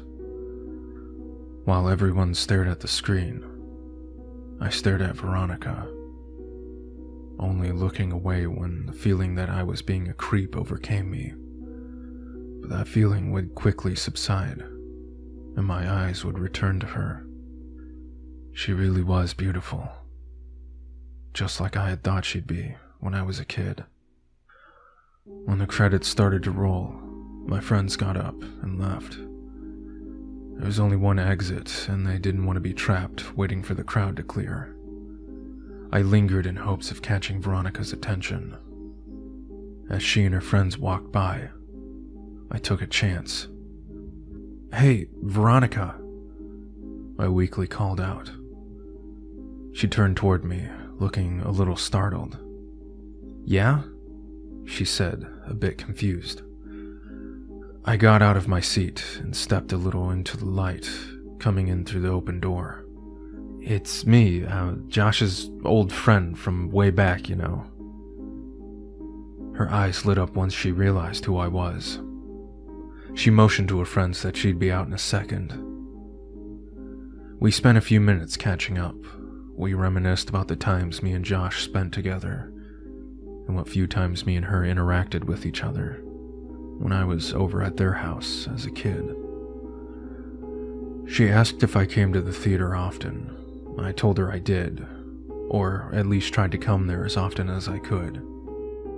She told me they were playing Dawn of the Dead next weekend, and asked if I wanted to see it with her. I answered with an enthusiastic yes, before realizing how embarrassingly excited I sounded. She smiled, and I was about to suggest that maybe we could sit together when she quickly closed the space between us and hugged me. "It was really good to see you," she said, with her arms around me. I was trying to think of what to say when I realized the biggest problem was that I had forgotten how to talk. Luckily, Ryan, who I could hear approaching from the hallway, came in and spoke for me. Dude, movie's over. Let's get the fuck out of here. "Oh, I see." Veronica let go and said that she'd see me next time. She was played out of the room by the porn music Ryan was making with his mouth. I was furious, but it dissipated as soon as I heard Veronica laughing in the lobby. Day of the Dead couldn't come soon enough. Ryan's family was going out of town, so he wouldn't be able to drive us, and the other friends I was with that night didn't have cars. A couple of days before the movie, I asked my mom if she could take me. She responded almost immediately by denying my request, but I persisted, and she began to pick up on the desperation in my voice. She asked why I wanted to go so badly since I had seen the movie before, and I hesitated before saying that I was hoping to see a girl there. She smiled and asked playfully if she knew the girl, and I reluctantly told her it was Veronica. The smile disappeared from her face, and she coldly said, "No." I decided that I would call Veronica to see if she could pick me up. I had no idea if she still lived at home, but it was worth a try. But then I realized that Josh might answer. I hadn't talked to him in almost 3 years, and if he answered, I obviously couldn't ask to talk to his sister. I felt guilty for calling to speak with Veronica and not Josh, but I dismissed that feeling quickly. Josh hadn't called me in years either. I picked up the phone and dialed the number that was still embedded in my muscle memory from having dialed it so often all those years ago. It rang several times before someone picked up, but it wasn't Josh. I felt a mixture of both relief and disappointment. I realized in that second that I really missed him. I would call after this weekend and talk to him. But this was my only chance to see if Veronica could or would take me, so I asked for her. The person told me I had dialed the wrong number. I repeated the number back to her, and she confirmed. She said they must have changed their number, and I agreed. I apologized for the disturbance and hung up. I was suddenly intensely sad because now I couldn't contact Josh even if I wanted to. I felt terrible for having been afraid that he might answer the phone. He had been my best friend. I realized that the only way I could be put back in touch with him would be through Veronica. So now, not that I needed one, I had another reason to see her. I told my mom the day before the movie that I was no longer concerned with going, but was hoping she could drop me off at my friend Chris's house. She relented and dropped me off that Saturday, a couple of hours before the movie. My plan was to walk from his house to the theater, since he only lived about a half-mile away. They went to church early on Sundays, so his parents would go to sleep early Saturday night, and Chris was fine with not coming with me, since he had planned on chatting with this girl he met online. He said the walk back to his house would be even lonelier after she laughed in my face when I tried to kiss her and I told him not to electrocute himself when he tried to have sex with his computer. I left his house at 11:15. I tried to pace myself so I'd get there just a little before the movie. I was going by myself, and I didn't want to just hang around there, waiting. On the way to the theater, I figured that if Veronica showed up at all, it would be too lucky for us to arrive at the same time. So, I debated whether I should wait outside or just go in. Both had their pros and cons. As I was grappling with these concerns, I noticed that the steady stream of streaking car lights that had been overtaking me had been replaced by a single, constant spotlight that refused to pass. The road wasn't illuminated by streetlights, so I was walking in the grass with the road about 2 feet to my left. I stepped a little more to my right and craned my neck over my left shoulder to see what was behind me. A car had stopped about 10 feet behind me. All I could see were the violently bright headlights that were cutting through the surroundings.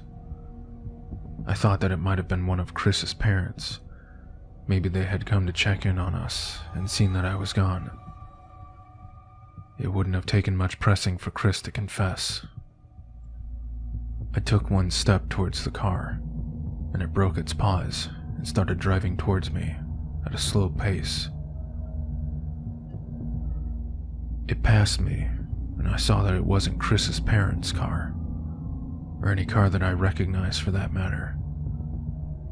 I tried to see the driver, but it was too dark. My pupils had shrunk when faced with the blinding lights from the car just moments before. They adjusted enough that I could see a tremendous crack in the back window of the car as it drove away. I didn't think much of the whole affair. Some people find it fun to scare other people. I'd often hide around corners and jump out at my mom after all. I timed it right and got there about 10 minutes before the movie.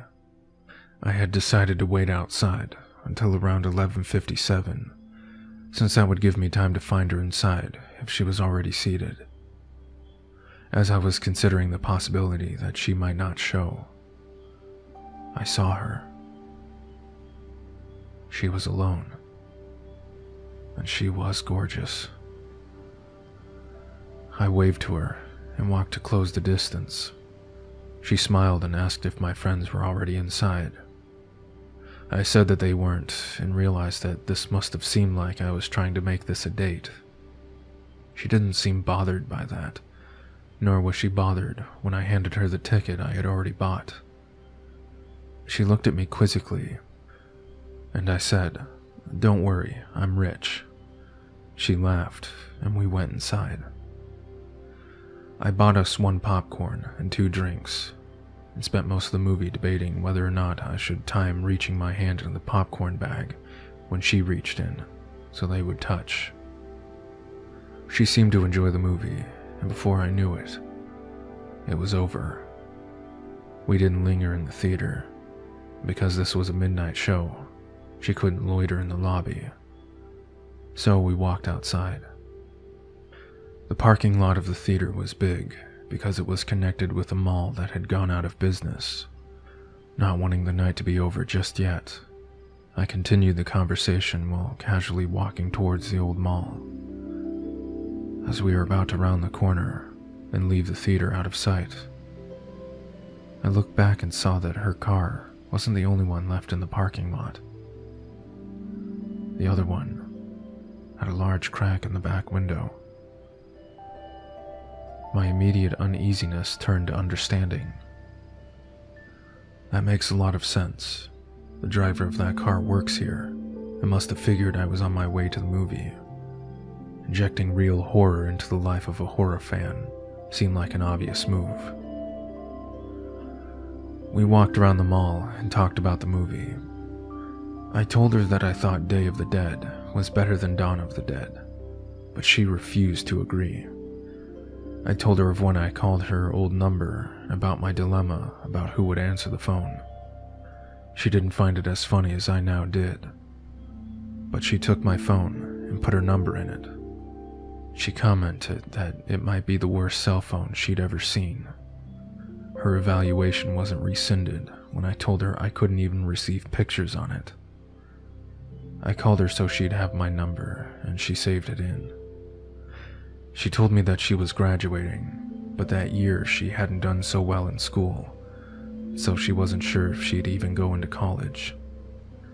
I told her to attach a picture of herself to the application, and they'd pay her to go there, just so they could look at her.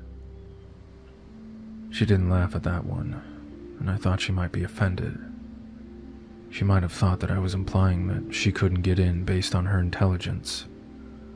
I nervously glanced at her, and she was just smiling. Even in this poor light, I could see that she was blushing. I wanted to hold her hand, but I didn't. As we walked down the final side of the mall, back towards the theater, I asked her about Josh. She told me she didn't want to talk about it. I asked her if he was at least doing all right, and she just said, "I don't know." I figured Josh must have taken a wrong turn somewhere, started getting into trouble. I felt bad. I felt guilty.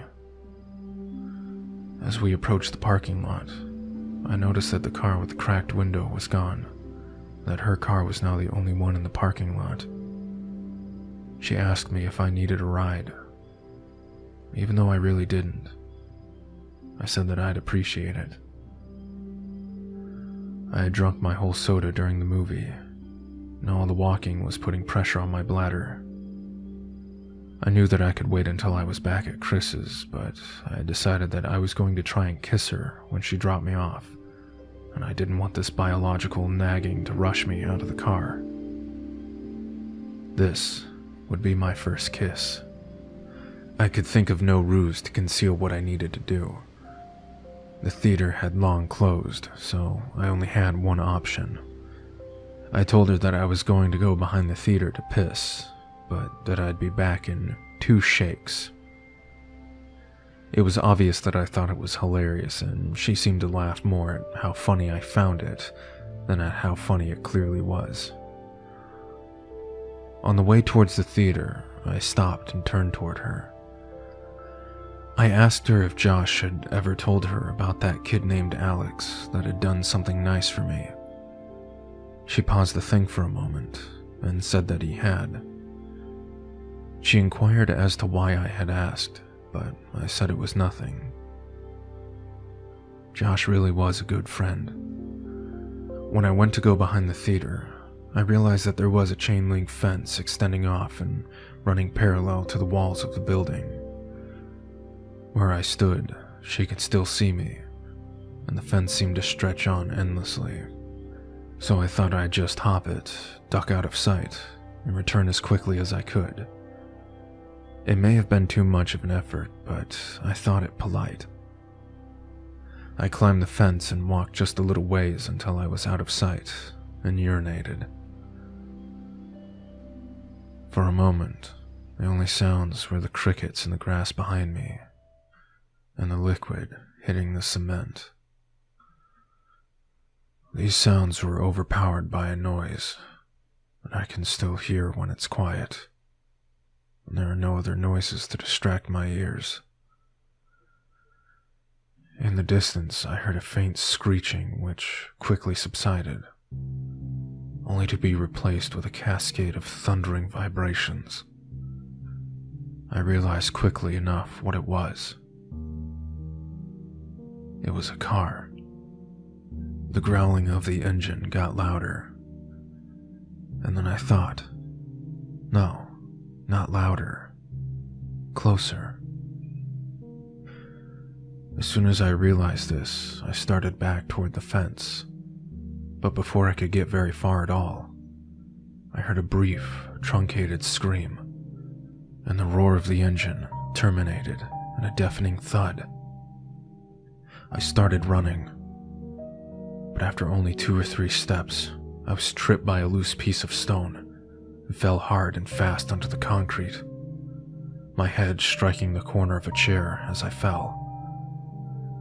I was dazed for maybe 30 seconds, but the renewed rumbling of the engine drew my senses back. My equilibrium was restored by adrenaline. I redoubled my efforts.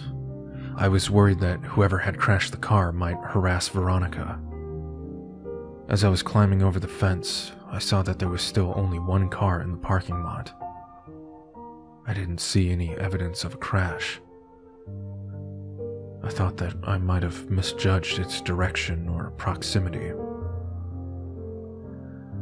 As I ran toward Veronica's car, and as my orientation changed, I saw what the car had hit. And my legs stopped right then. It was Veronica. Her car was sitting between us, and as I closed the distance and walked around it, she came fully into view. Her body was twisted and crumpled like a discarded figure meant to represent the things the human body can't do. I could see the bone of her right shin cutting through her jeans, and her left arm was wrapped so hard around the back of her neck that her hand fell on her right breast. Her head was craned back and her mouth hung widely open toward the sky. There was so much blood. As I looked at her, I actually found it hard to discern whether she was laying on her back or her stomach.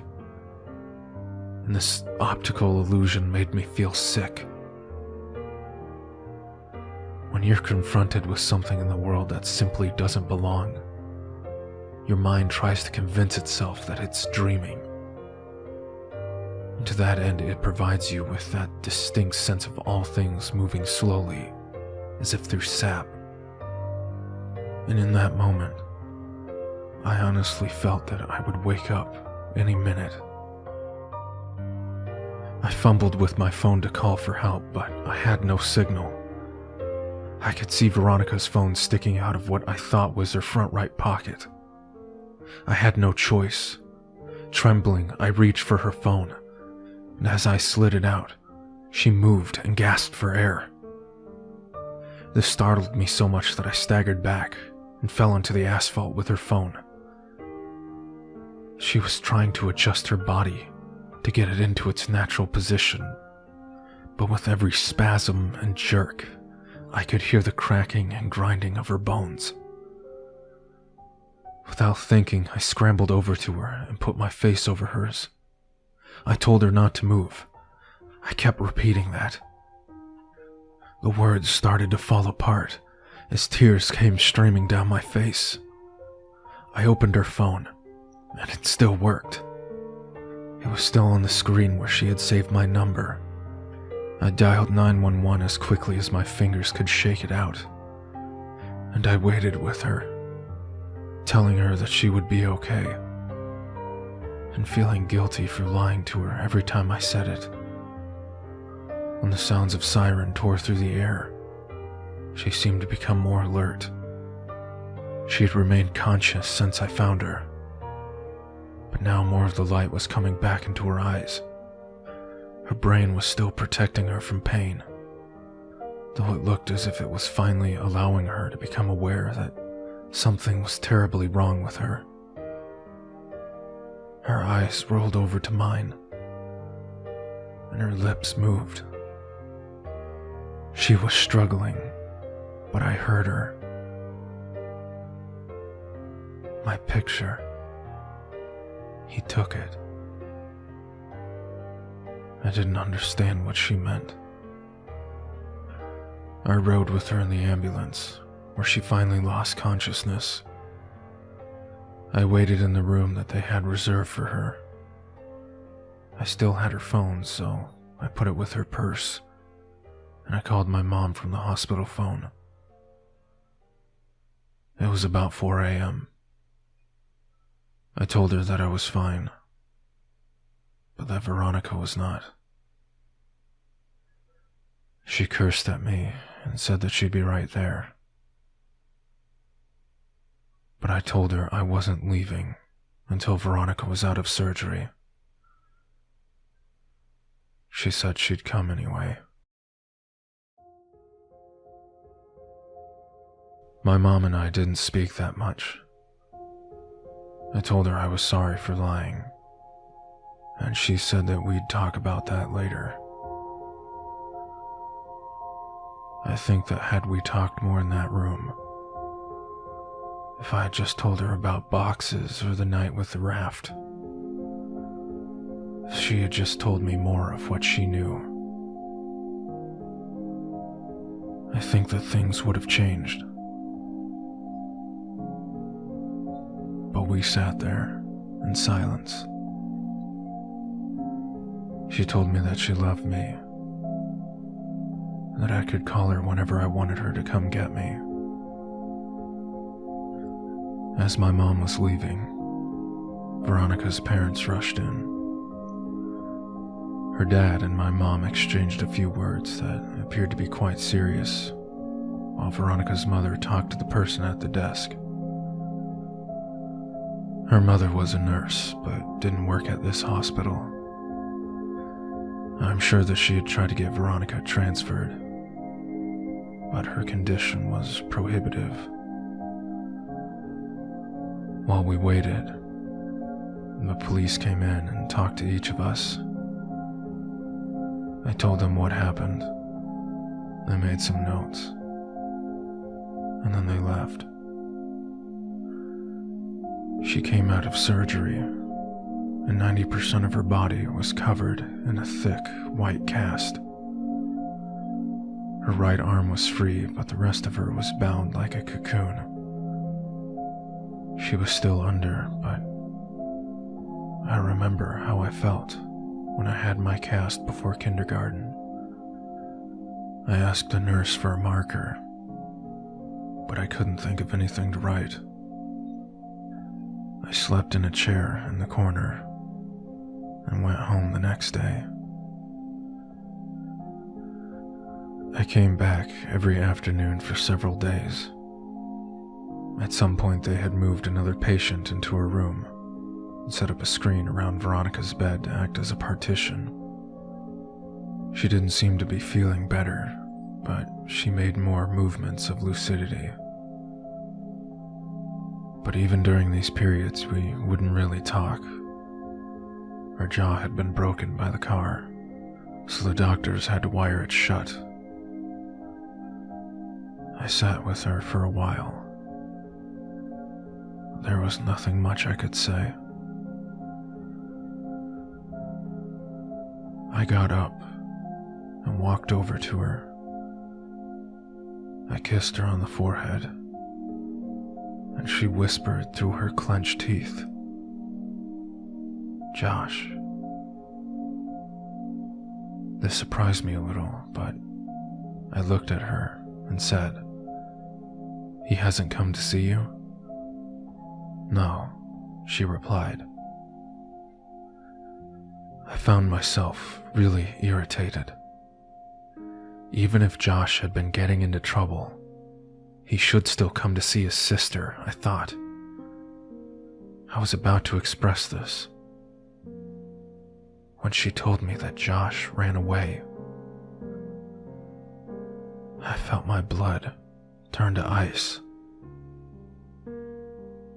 When did this happen?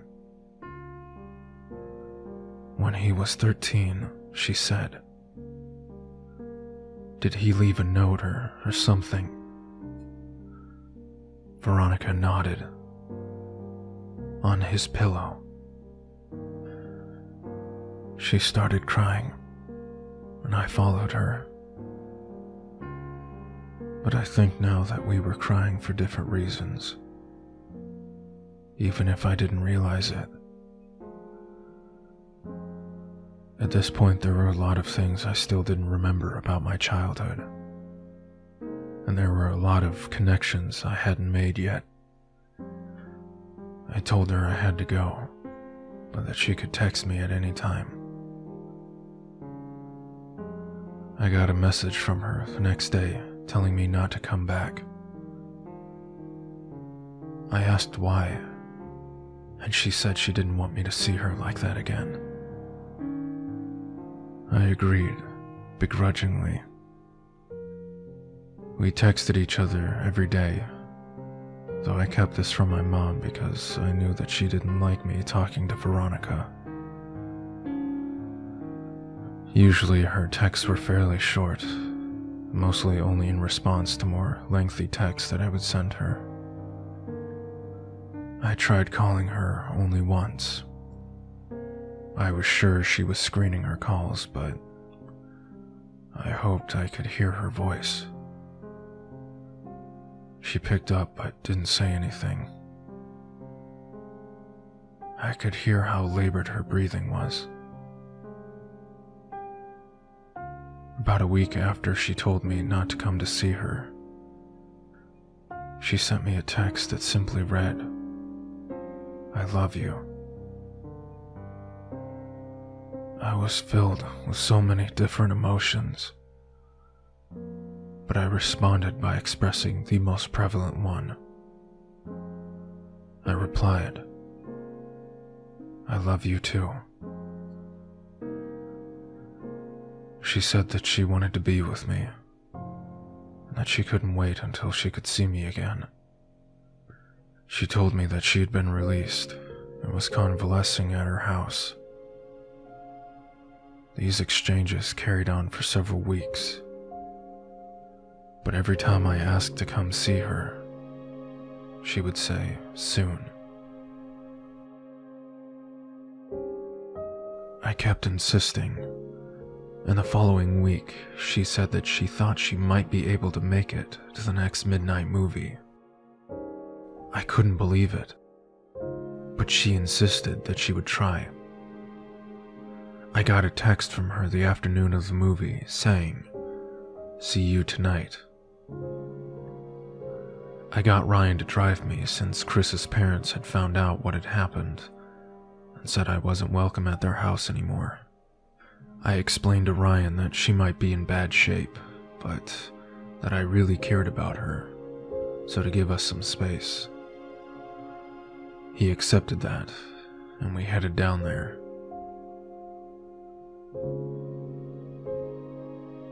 Veronica didn't show. I had saved a seat for her right next to me near the exit so she could get in and out easily.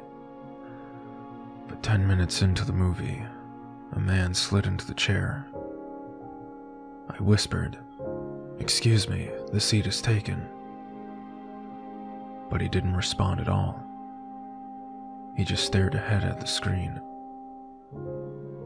I remember wanting to move because there was something wrong with the way he was breathing. I forfeited because I realized that she wasn't coming. I texted her the next day, asking if she was all right, and I inquired as to why she didn't show the previous night. She responded with what would turn out to be the last message I'd received from her. She simply said, "See you again. Soon." She was delirious, and I was worried about her. I sent her several replies, reminding her about the movie, and saying it was no big deal. But she just stopped replying. I grew increasingly upset over the next several days. I couldn't reach her at home because I didn't know that number, and I wasn't even sure where they lived. My mood became increasingly depressed, and my mother, who had been really nice as of late, asked me if I was okay. I told her that I hadn't heard from Veronica in days, and I felt all the warmth leave her disposition. "What do you mean?" she asked. "She was supposed to meet me at the movies yesterday. I know it's only been like 3 weeks since she got hit, but she said she would try to come. After that, she just stopped talking to me altogether." She must hate me, I said, with a defeated tone. She looked at me, confused, and I could read on her face that she was trying to tell if my mind had simply broken. When she saw that it hadn't, her eyes began to water and she pulled me toward her, embracing me. She was beginning to sob, but it seemed too intense a reaction to my problem, and I had no reason to think that she particularly cared for Veronica. She drew in a shuddering breath and said something that still makes my stomach churn, even now. She said that Veronica was dead. She had died weeks ago, the day after I last saw her. She had completely broken down, but I knew it wasn't because of Veronica. I broke the embrace and staggered backwards. My mind was swimming. This wasn't possible. No, I had just exchanged messages with her yesterday. I could only think to ask one question, and it was probably the most trivial I could ask. Then why was her phone still on? She continued sobbing. She didn't answer. I exploded. I pressed her again and again with the question. Her crying broke enough to mutter, "The pictures."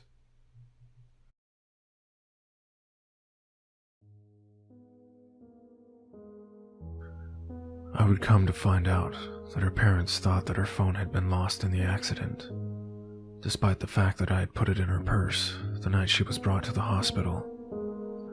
When they retrieved her belongings, the phone was not among them. They intended to contact the phone company at the end of the billing cycle to deactivate the line, but they received a call informing them of a massive impending charge for hundreds of pictures that had been sent from her phone. Pictures that were all sent to my phone. Pictures that I never got because my phone couldn't receive them. They learned that they were all sent after the night she died. They deactivated the phone immediately. I tried not to think about the contents of those pictures, but I remember wondering, for some reason, whether I would have been in any of them. My mouth went dry, and I felt the painful sting of despair as I thought of the last message I received from her phone.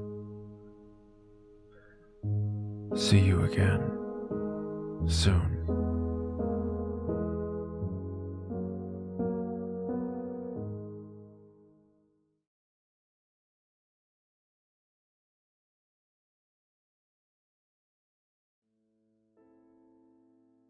On the first day of kindergarten, my mother had elected to drive me to school. We were both nervous, and she wanted to be there with me all the way up to the moment I walked into class. It took me a bit longer to get ready in the morning due to my still mending arm. The cast came up a couple inches past my elbow, which meant that I had to cover the entire arm with a specially designed latex bag when I showered. The bag was built to pull tight around the opening in order to seal out any water that might otherwise destroy the cast. I had gotten really adept at cinching the bag myself.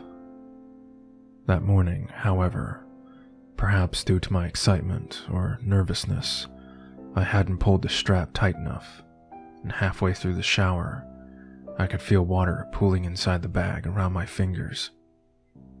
I jumped out and tore the latex shield away, but could feel that the previously rigid plaster had become soft after absorbing the water. Because there is no way to effectively clean the area between your body and a cast, the dead skin that would normally have fallen away merely sits there. When stirred by moisture, like sweat, it emits an odor. And apparently, this odor is proportionate to the amount of moisture introduced, because soon after I attempted to dry it, I was struck by the powerful stench of rot. As I continued to frantically rub it with the towel, it began to disintegrate. I was growing increasingly distressed. I had put as much effort as a child could into this very first day of school. I had sat with my mom picking out my clothes the night before. I had spent a great deal of time picking out my backpack, and I had become exceedingly excited to show everyone my lunchbox that had the Ninja Turtles on it. I had fallen into my mom's habit of calling these children I hadn't yet met my friends already. But as the condition of my cast worsened, I became deeply upset at the thought that surely I wouldn't be able to apply that label to anyone by the time this day was over. Defeated, I showed my mom. It took 30 minutes to get most of the moisture out while working to preserve the rest of the cast. To address the problem of the smell, my mom cut slivers off a bar of soap and slid them down into the cast, and then rubbed the remainder of the soap on the outside in an attempt to cocoon the rancid smell inside of a more pleasant one. By the time we arrived at the school, my classmates were already engaged in their second activity, and I was shoehorned into one of the groups. It wasn't made very clear on what the guidelines of the activity were, and within about 5 minutes, I had violated the rules so badly that each member of the group complained to the teacher and asked why I had to be in their group. I had brought a marker to school in hopes that I could collect some signatures or drawings on my cast next to my mom's, and I suddenly felt very foolish for having even put the marker in my pocket that morning. Kindergartners had the lunchroom to themselves at my elementary school, but some of the tables were off limits, so I didn't have to sit alone. I was self-consciously picking at the fraying ends of my cast when a kid sat across from me. "I like your lunchbox," he said. I could tell he was making fun of me, and I grew really angry.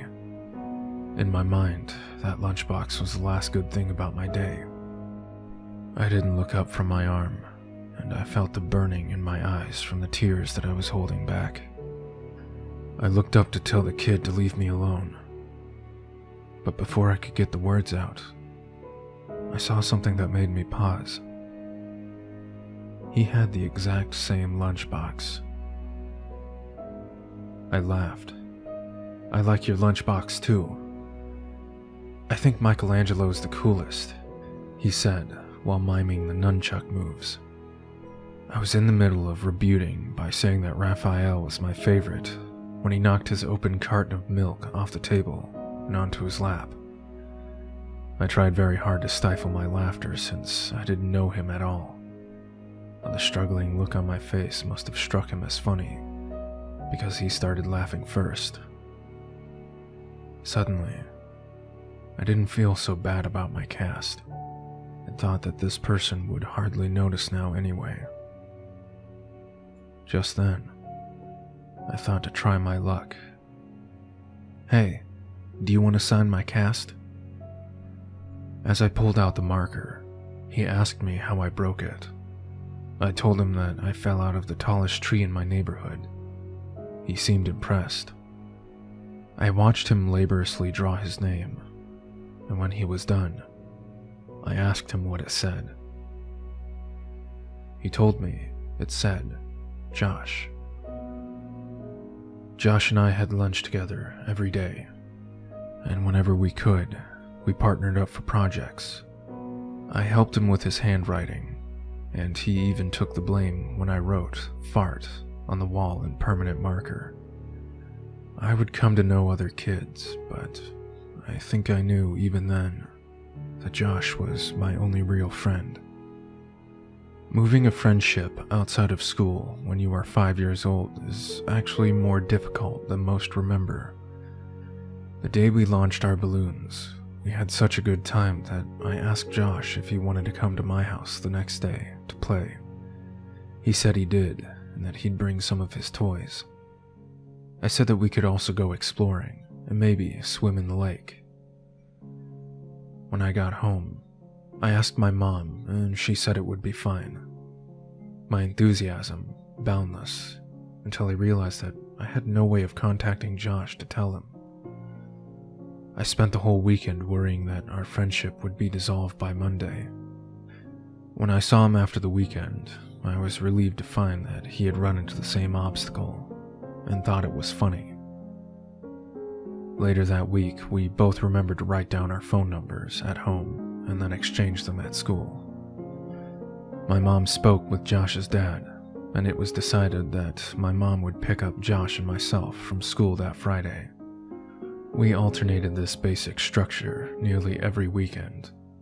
The fact that we lived so close made things much easier on our parents, who seemed to work constantly. When my mom and I moved across the city at the end of first grade, I was sure that our friendship had seen its last days. As we drove away from the house I had lived in my whole life, I felt a sadness that I knew wasn't just about a house. I was saying goodbye to my friend forever. But Josh and I, to my surprise and delight, stayed close.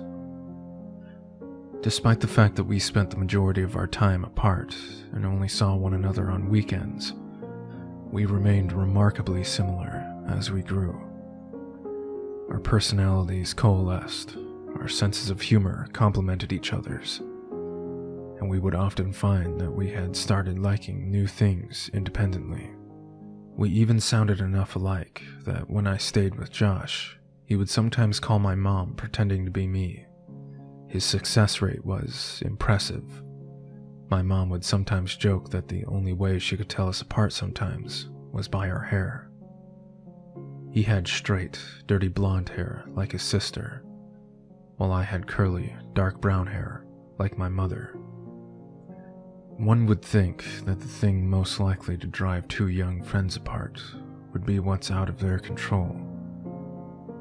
However, I think the catalyst of our gradual disengagement was my insistence that we sneak out to my old house to look for boxes. The next weekend, I invited Josh over to my house, in keeping with our tradition of alternating houses, but he said he wasn't really feeling up to it. We started seeing progressively less of one another over the next year or so. It had gone from once a week to once a month, to once every couple of months. For my 12th birthday, my mom threw a party for me. I hadn't made that many friends since we'd moved, so it wasn't a surprise party, since my mom had no idea who to invite. I told the handful of kids I'd become acquainted with and called Josh to see if he wanted to come. Originally, he said that he didn't think he could make it, but the day before the party, he called me to say he'd be there. I was really excited because I hadn't seen him in several months. The party went pretty well. My biggest concern was that Josh and the other kids wouldn't get along, but they seemed to like each other well enough. Josh was surprisingly quiet. He hadn't brought me a gift and apologized for that, but I told him that wasn't a big deal. I was just glad that he was able to make it. I tried to start several conversations with him, but they seemed to keep reaching dead ends. I asked him what was wrong. I told him that I didn't get why things had to become so awkward between us. They were never like that before. We used to hang out almost every weekend and talk on the phone every couple days. I asked him what happened to us. He looked up from staring at his shoes and just said, "You left." Just after he said that, my mom yelled in from the other room that it was time to open presents. I forced a smile and walked into the dining room, and they sang happy birthday. There were a couple of wrapped boxes and a lot of cards since most of my extended family lived out of state. Most of the gifts were silly and forgettable, but I remember that Brian gave me a Mighty Max toy shaped like a snake that I kept for years afterwards.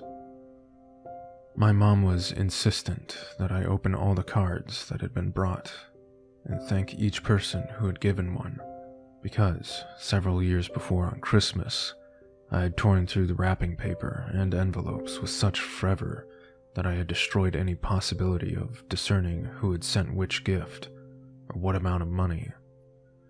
We separated the ones that had been sent by mail and the ones that had been brought that day, so my friends wouldn't have to sit through me opening cards from people they've never met. Most of the cards from my friends had a couple of dollars in them, and the ones from my family members contained larger bills. One envelope didn't have my name written on it, but it was in the pile, so I opened it. The card had a generic floral pattern on its face, and seemed to be a card that had been received by someone else who was now recycling it for my birthday, because it was actually a little dingy.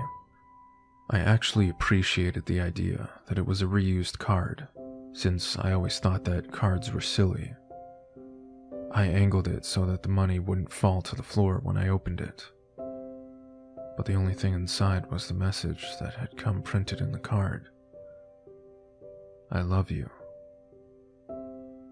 Whoever had given me this card hadn't written anything in it, but they had circled the message in pencil a couple times. I chuckled a little and said, "Gee, thanks for the awesome card, Mom." She looked at me quizzically, and then turned her attention to the card. She told me that it wasn't from her, and seemed amused as she showed my friends, looking at their faces trying to discern who had played the joke. None of the kids stepped forward, so my mom said, "Don't worry, at least you know now that 2 people love you."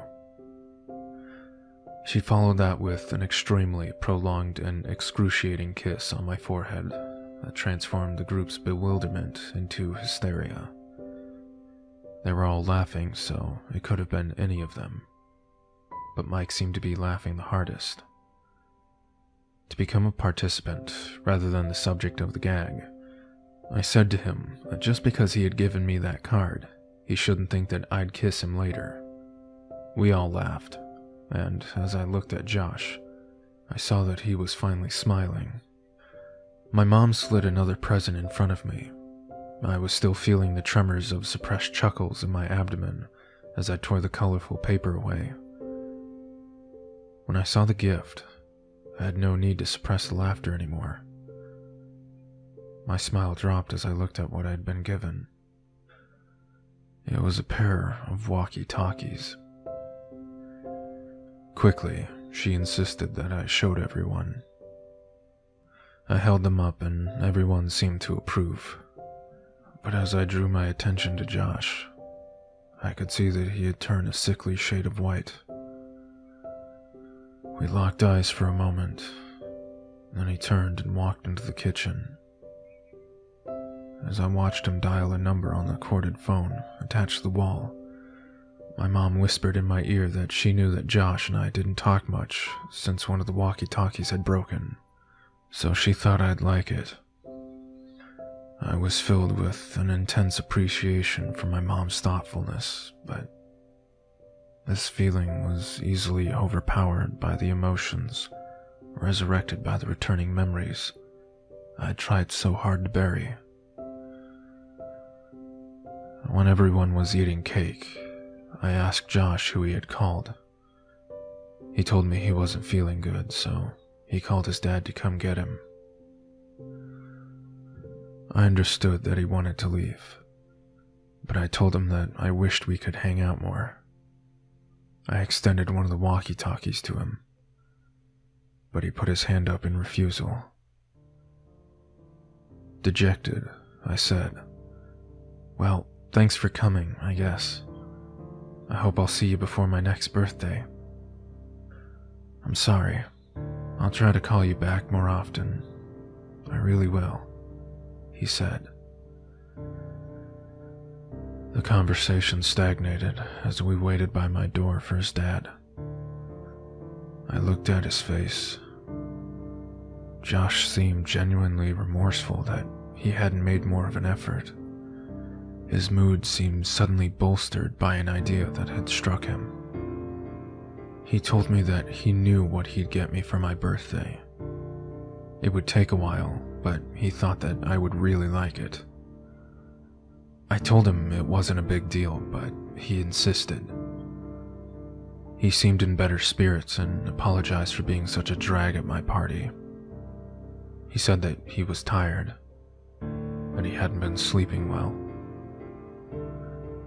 I asked him why that was, and he opened the door in response to his dad's honking in the driveway.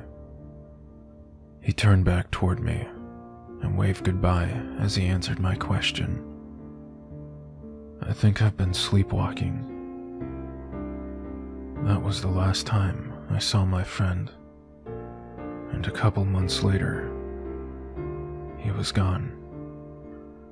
Over the past couple of weeks, the relationship between my mother and I has grown increasingly strained due to my attempts to learn the details of my childhood. It's often the case that one cannot know the breaking point of a thing until that thing fractures. And after the last conversation with my mother, I imagine that we will spend the rest of our lives attempting to repair what had taken a lifetime to build. She had put so much energy into keeping me safe, both physically and psychologically. But I think that the walls meant to insulate me from harm were also protecting her emotional stability. As the truth came pouring out the last time we spoke, I could hear a trembling in her voice that I think was a reverberation of the collapse of her world. I don't imagine my mother and I will talk very much anymore. And while there are still some things I don't understand, I think I know enough. After Josh disappeared, his parents had done all they could to find him. From the very first day, the police suggested that they contact all of Josh's friends' parents to see if he was with them. They did this, of course, but no one had seen him or had any idea of where he might be. The police had been unable to turn over any new information about his whereabouts, despite the fact that they had received several anonymous phone calls from a woman urging them to compare this with the stalking case that had been opened about 6 years before. If Josh's mother's grip on the world loosened when her son vanished, it broke when Veronica died. She had seen many people die at the hospital, but there's no amount of desensitization that can fortify a person against the death of their own child. She would visit Veronica twice a day since she was recuperating at a different hospital, once before her shift and once afterward. On the day Veronica died, her mother was late leaving work, and by the time she arrived at her daughter's hospital, Veronica had already passed. This was too much for her, and over the next couple of weeks, she became increasingly more unstable. She would often wander outside, yelling for both Josh and Veronica to come home. And there were several times her husband found her wandering around my old neighborhood in the middle of the night, half-clothed and frantically searching for her son and daughter. Due to his wife's mental deterioration, Josh's dad could no longer travel for work and began taking construction jobs that were less well-paying so he could be closer to home. When they began expanding my old neighborhood more, about 3 months after Veronica died, Josh's dad applied for every position and was hired. He was qualified to lead the build sites, but he took a job as a laborer, helping to build frames and clean up the sites and whatever else was needed. He even took odd jobs that would occasionally come up, mowing lawns, repairing fences, anything to keep from traveling. They began clearing the woods in the area next to the tributary to transform the land into inhabitable property. Josh's dad was tasked with the responsibility of leveling the recently deforested lot, and this job guaranteed him at least several weeks of work. On the third day, he arrived at a spot that he could not level. Each time he tried to drive over it, it would remain lower than all the surrounding land. Frustrated, he got off the machine to survey the area. He was tempted to simply pack more dirt into the depression, but he knew that that would only be an aesthetic and temporary solution.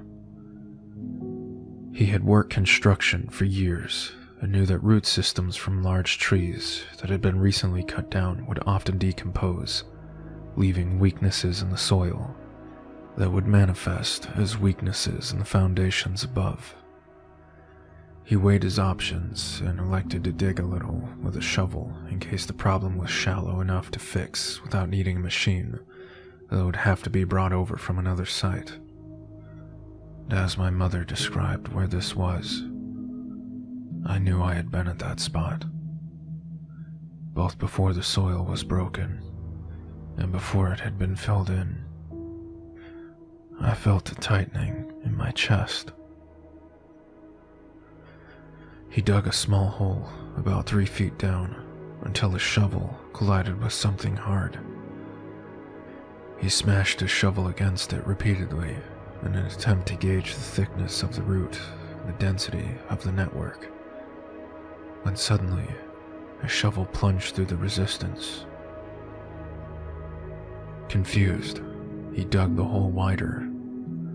About a half hour of excavating, he found himself standing on a brown blanket-covered box about 7 feet long and 4 feet wide. Our minds work to avoid dissonance.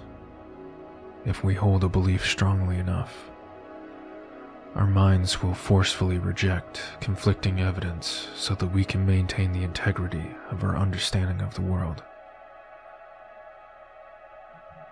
Up until the very next moment, despite what all sense would have indicated, despite the fact that some small but suffocated part of him understood what was supporting his weight, this man believed. He knew his son was still alive. My mom received a call at 6 p.m. She knew who it was, but she couldn't understand what he was saying. But what she did comprehend made her leave immediately. Down here, now. When she arrived, she found Josh's dad sitting perfectly still, with his back to the hole. He was holding the shovel so tightly, it seemed that it might snap. And he was staring straight ahead, with eyes that looked lifeless. He wouldn't respond to any of her words, and only reacted when she tried to gently take the shovel from him. He dragged his gaze slowly to hers, and just said, "I don't understand." He repeated this as if he had forgotten all other words, and my mother could hear him still muttering it as she walked past him to look in the hole. She told me she wished that she had gouged her eyes out before she faced downward into that crater, and I knew what she was about to say. I looked at her face, and it was expressing a look of such intense despair that it made my stomach turn. I realized that she had known of this for almost 10 years and was hoping that she'd never have to tell me. As a result, she never came up with the proper arrangement of words to describe it. And as I sit here, I'm met with the same difficulty of articulation.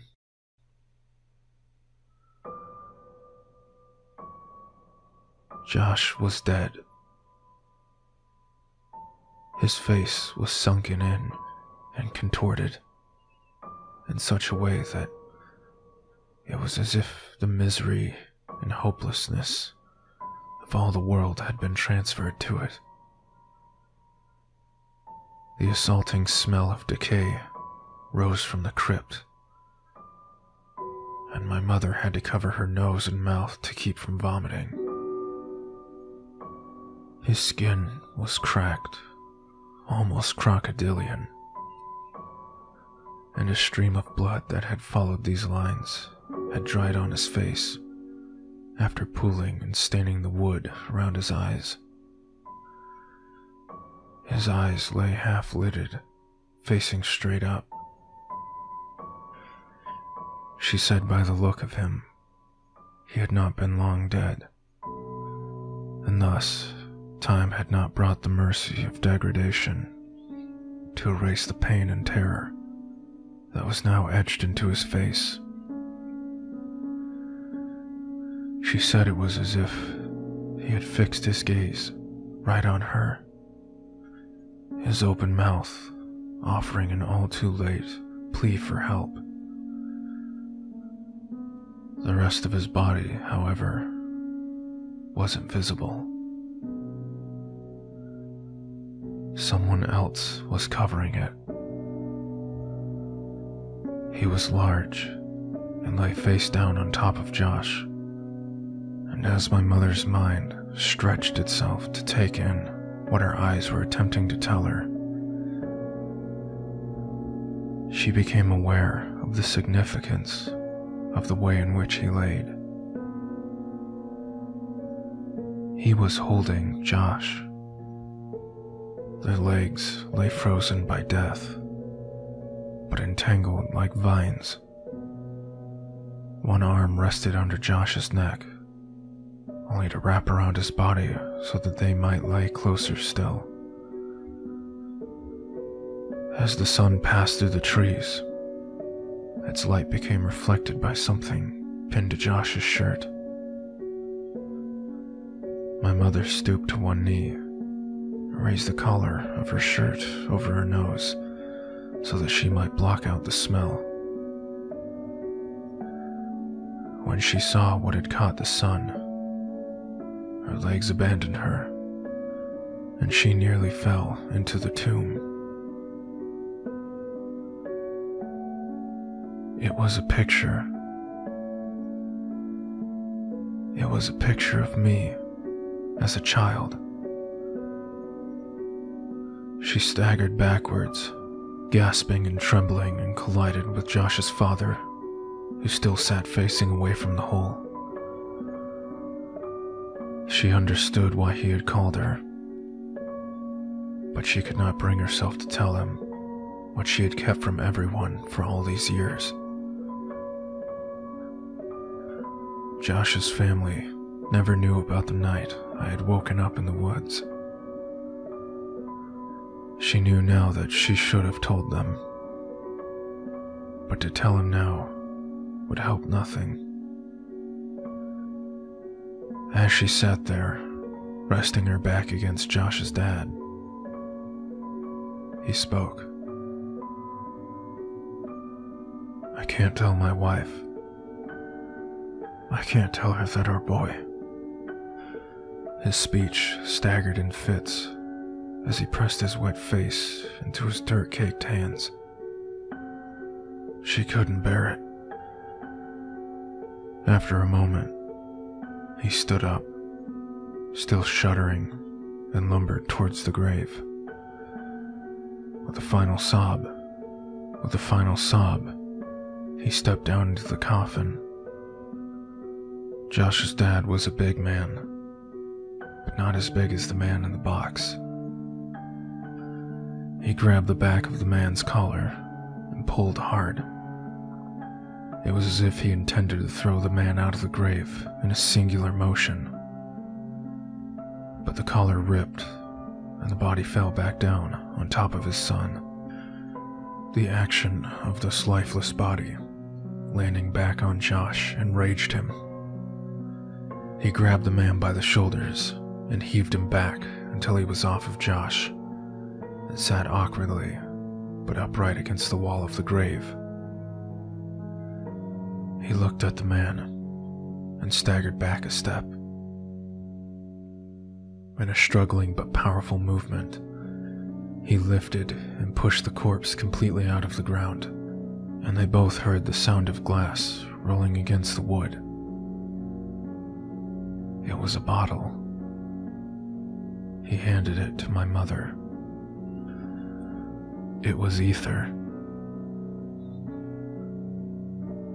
As my mother looked at the man, who now lay facing upwards, she realized she was facing the person who had haunted our lives for over a decade.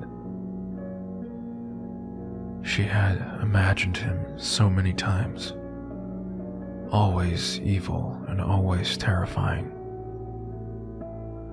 And the cries of Josh's father seemed to confirm her worst fears. But as she stared at his face, she thought that this didn't look like who she imagined. This was just a man. As she looked at his frozen expression, it actually looked serene. The corners of his lips were turned up only slightly. She saw that he was smiling. Not the expected smile of a maniac from a film or horror story. Not the smile of a demon or the smile of a fiend. This was the smile of contentment or satisfaction. It was the look of bliss. It was a smile of love. As she looked down from his face, she saw a tremendous wound on his neck, from where the skin had been ripped out. She was at first relieved when she realized that the blood had not been Josh's. Perhaps he had suffered less. But this comfort was short-lived, as she realized just how wrong she was. She brought a hand up to her mouth and whispered, almost as if she was afraid to remind the world what had happened. They were alive. Josh must have bitten the man's neck in an attempt to get free, and although the man had died, Josh couldn't move him. I began crying when I thought of how long he might have laid there. She looked through the man's pockets for some kind of identification, but she only found a piece of paper.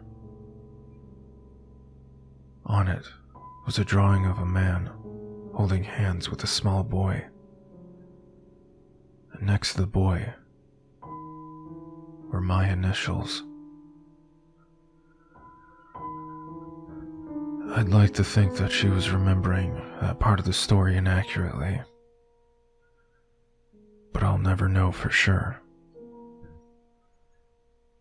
As Josh's father carried his son out of the grave, my mom slid the piece of paper into her pocket.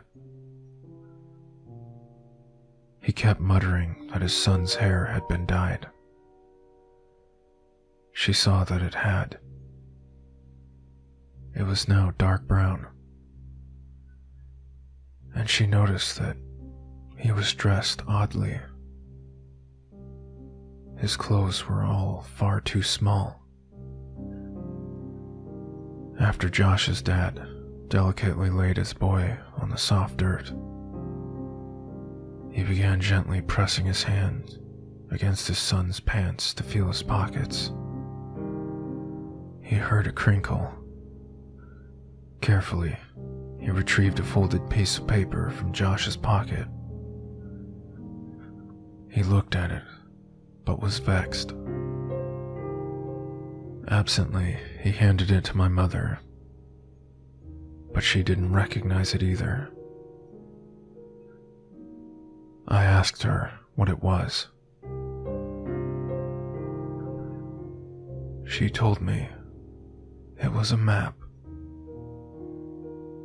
and I felt my heart shatter. He was finishing the map.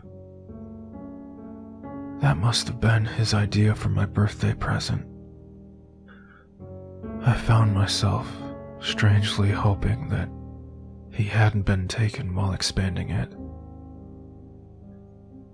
as if that would somehow matter.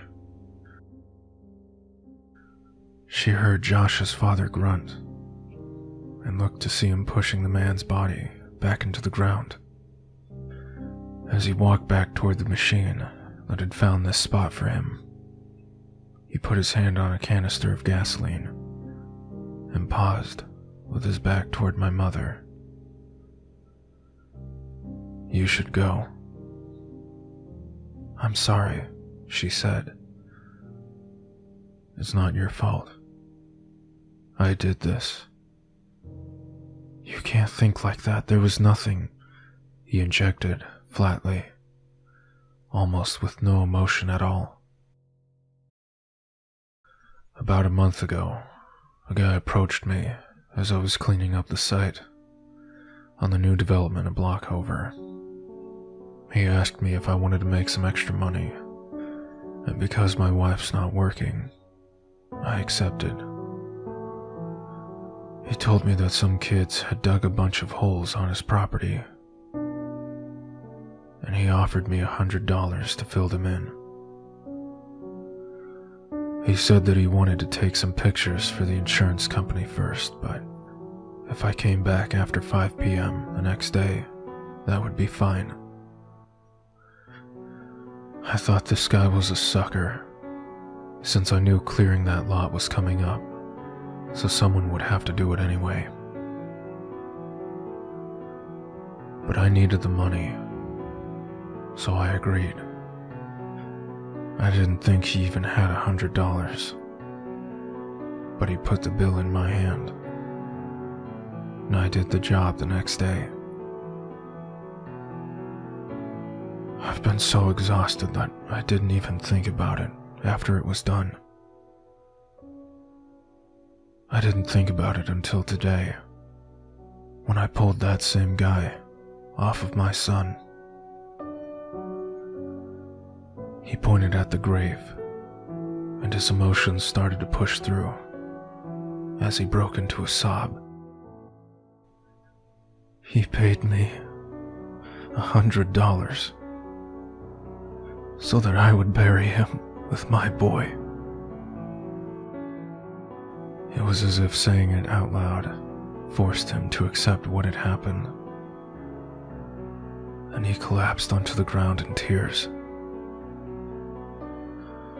My mother could think of nothing to say and stood there in silence. She finally asked what he would do about Josh. "I won't leave him here. Not with this bastard." As she looked back when she reached her car, she could see black smoke billowing and diffusing against the amber sky. And she hoped, against all hope, that Josh's parents would be okay.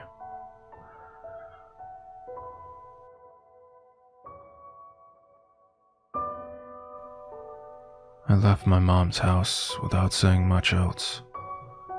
I told her that I loved her and that I would talk to her soon. but I don't know what soon means for us. I got into my car and left. I understood now why the events of my childhood had stopped years ago. As an adult, I now saw the connections that were lost on a child who tends to see the world in snapshots rather than a sequence. I thought about Josh. I loved him then, and I love him even still. I miss him more now that I know I'll never see him again. And I find myself wishing that I had hugged him the last time I saw him. I thought about Josh's parents, how much they had lost, and how quickly that loss had come.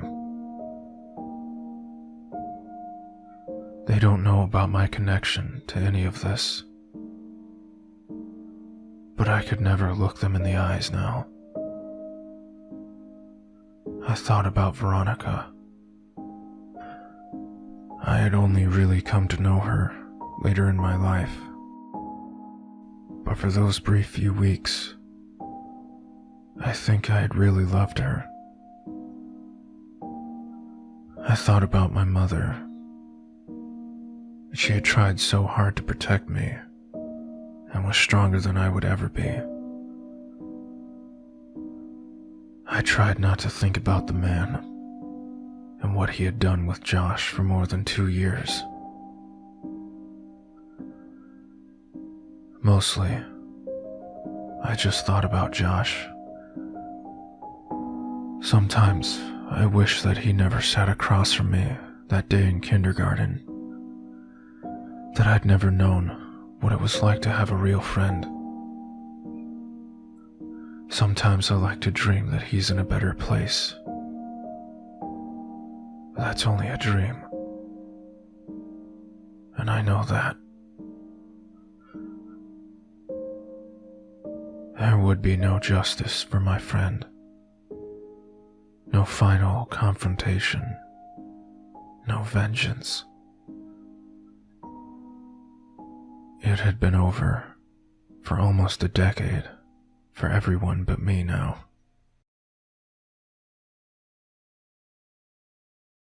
I miss you, Josh.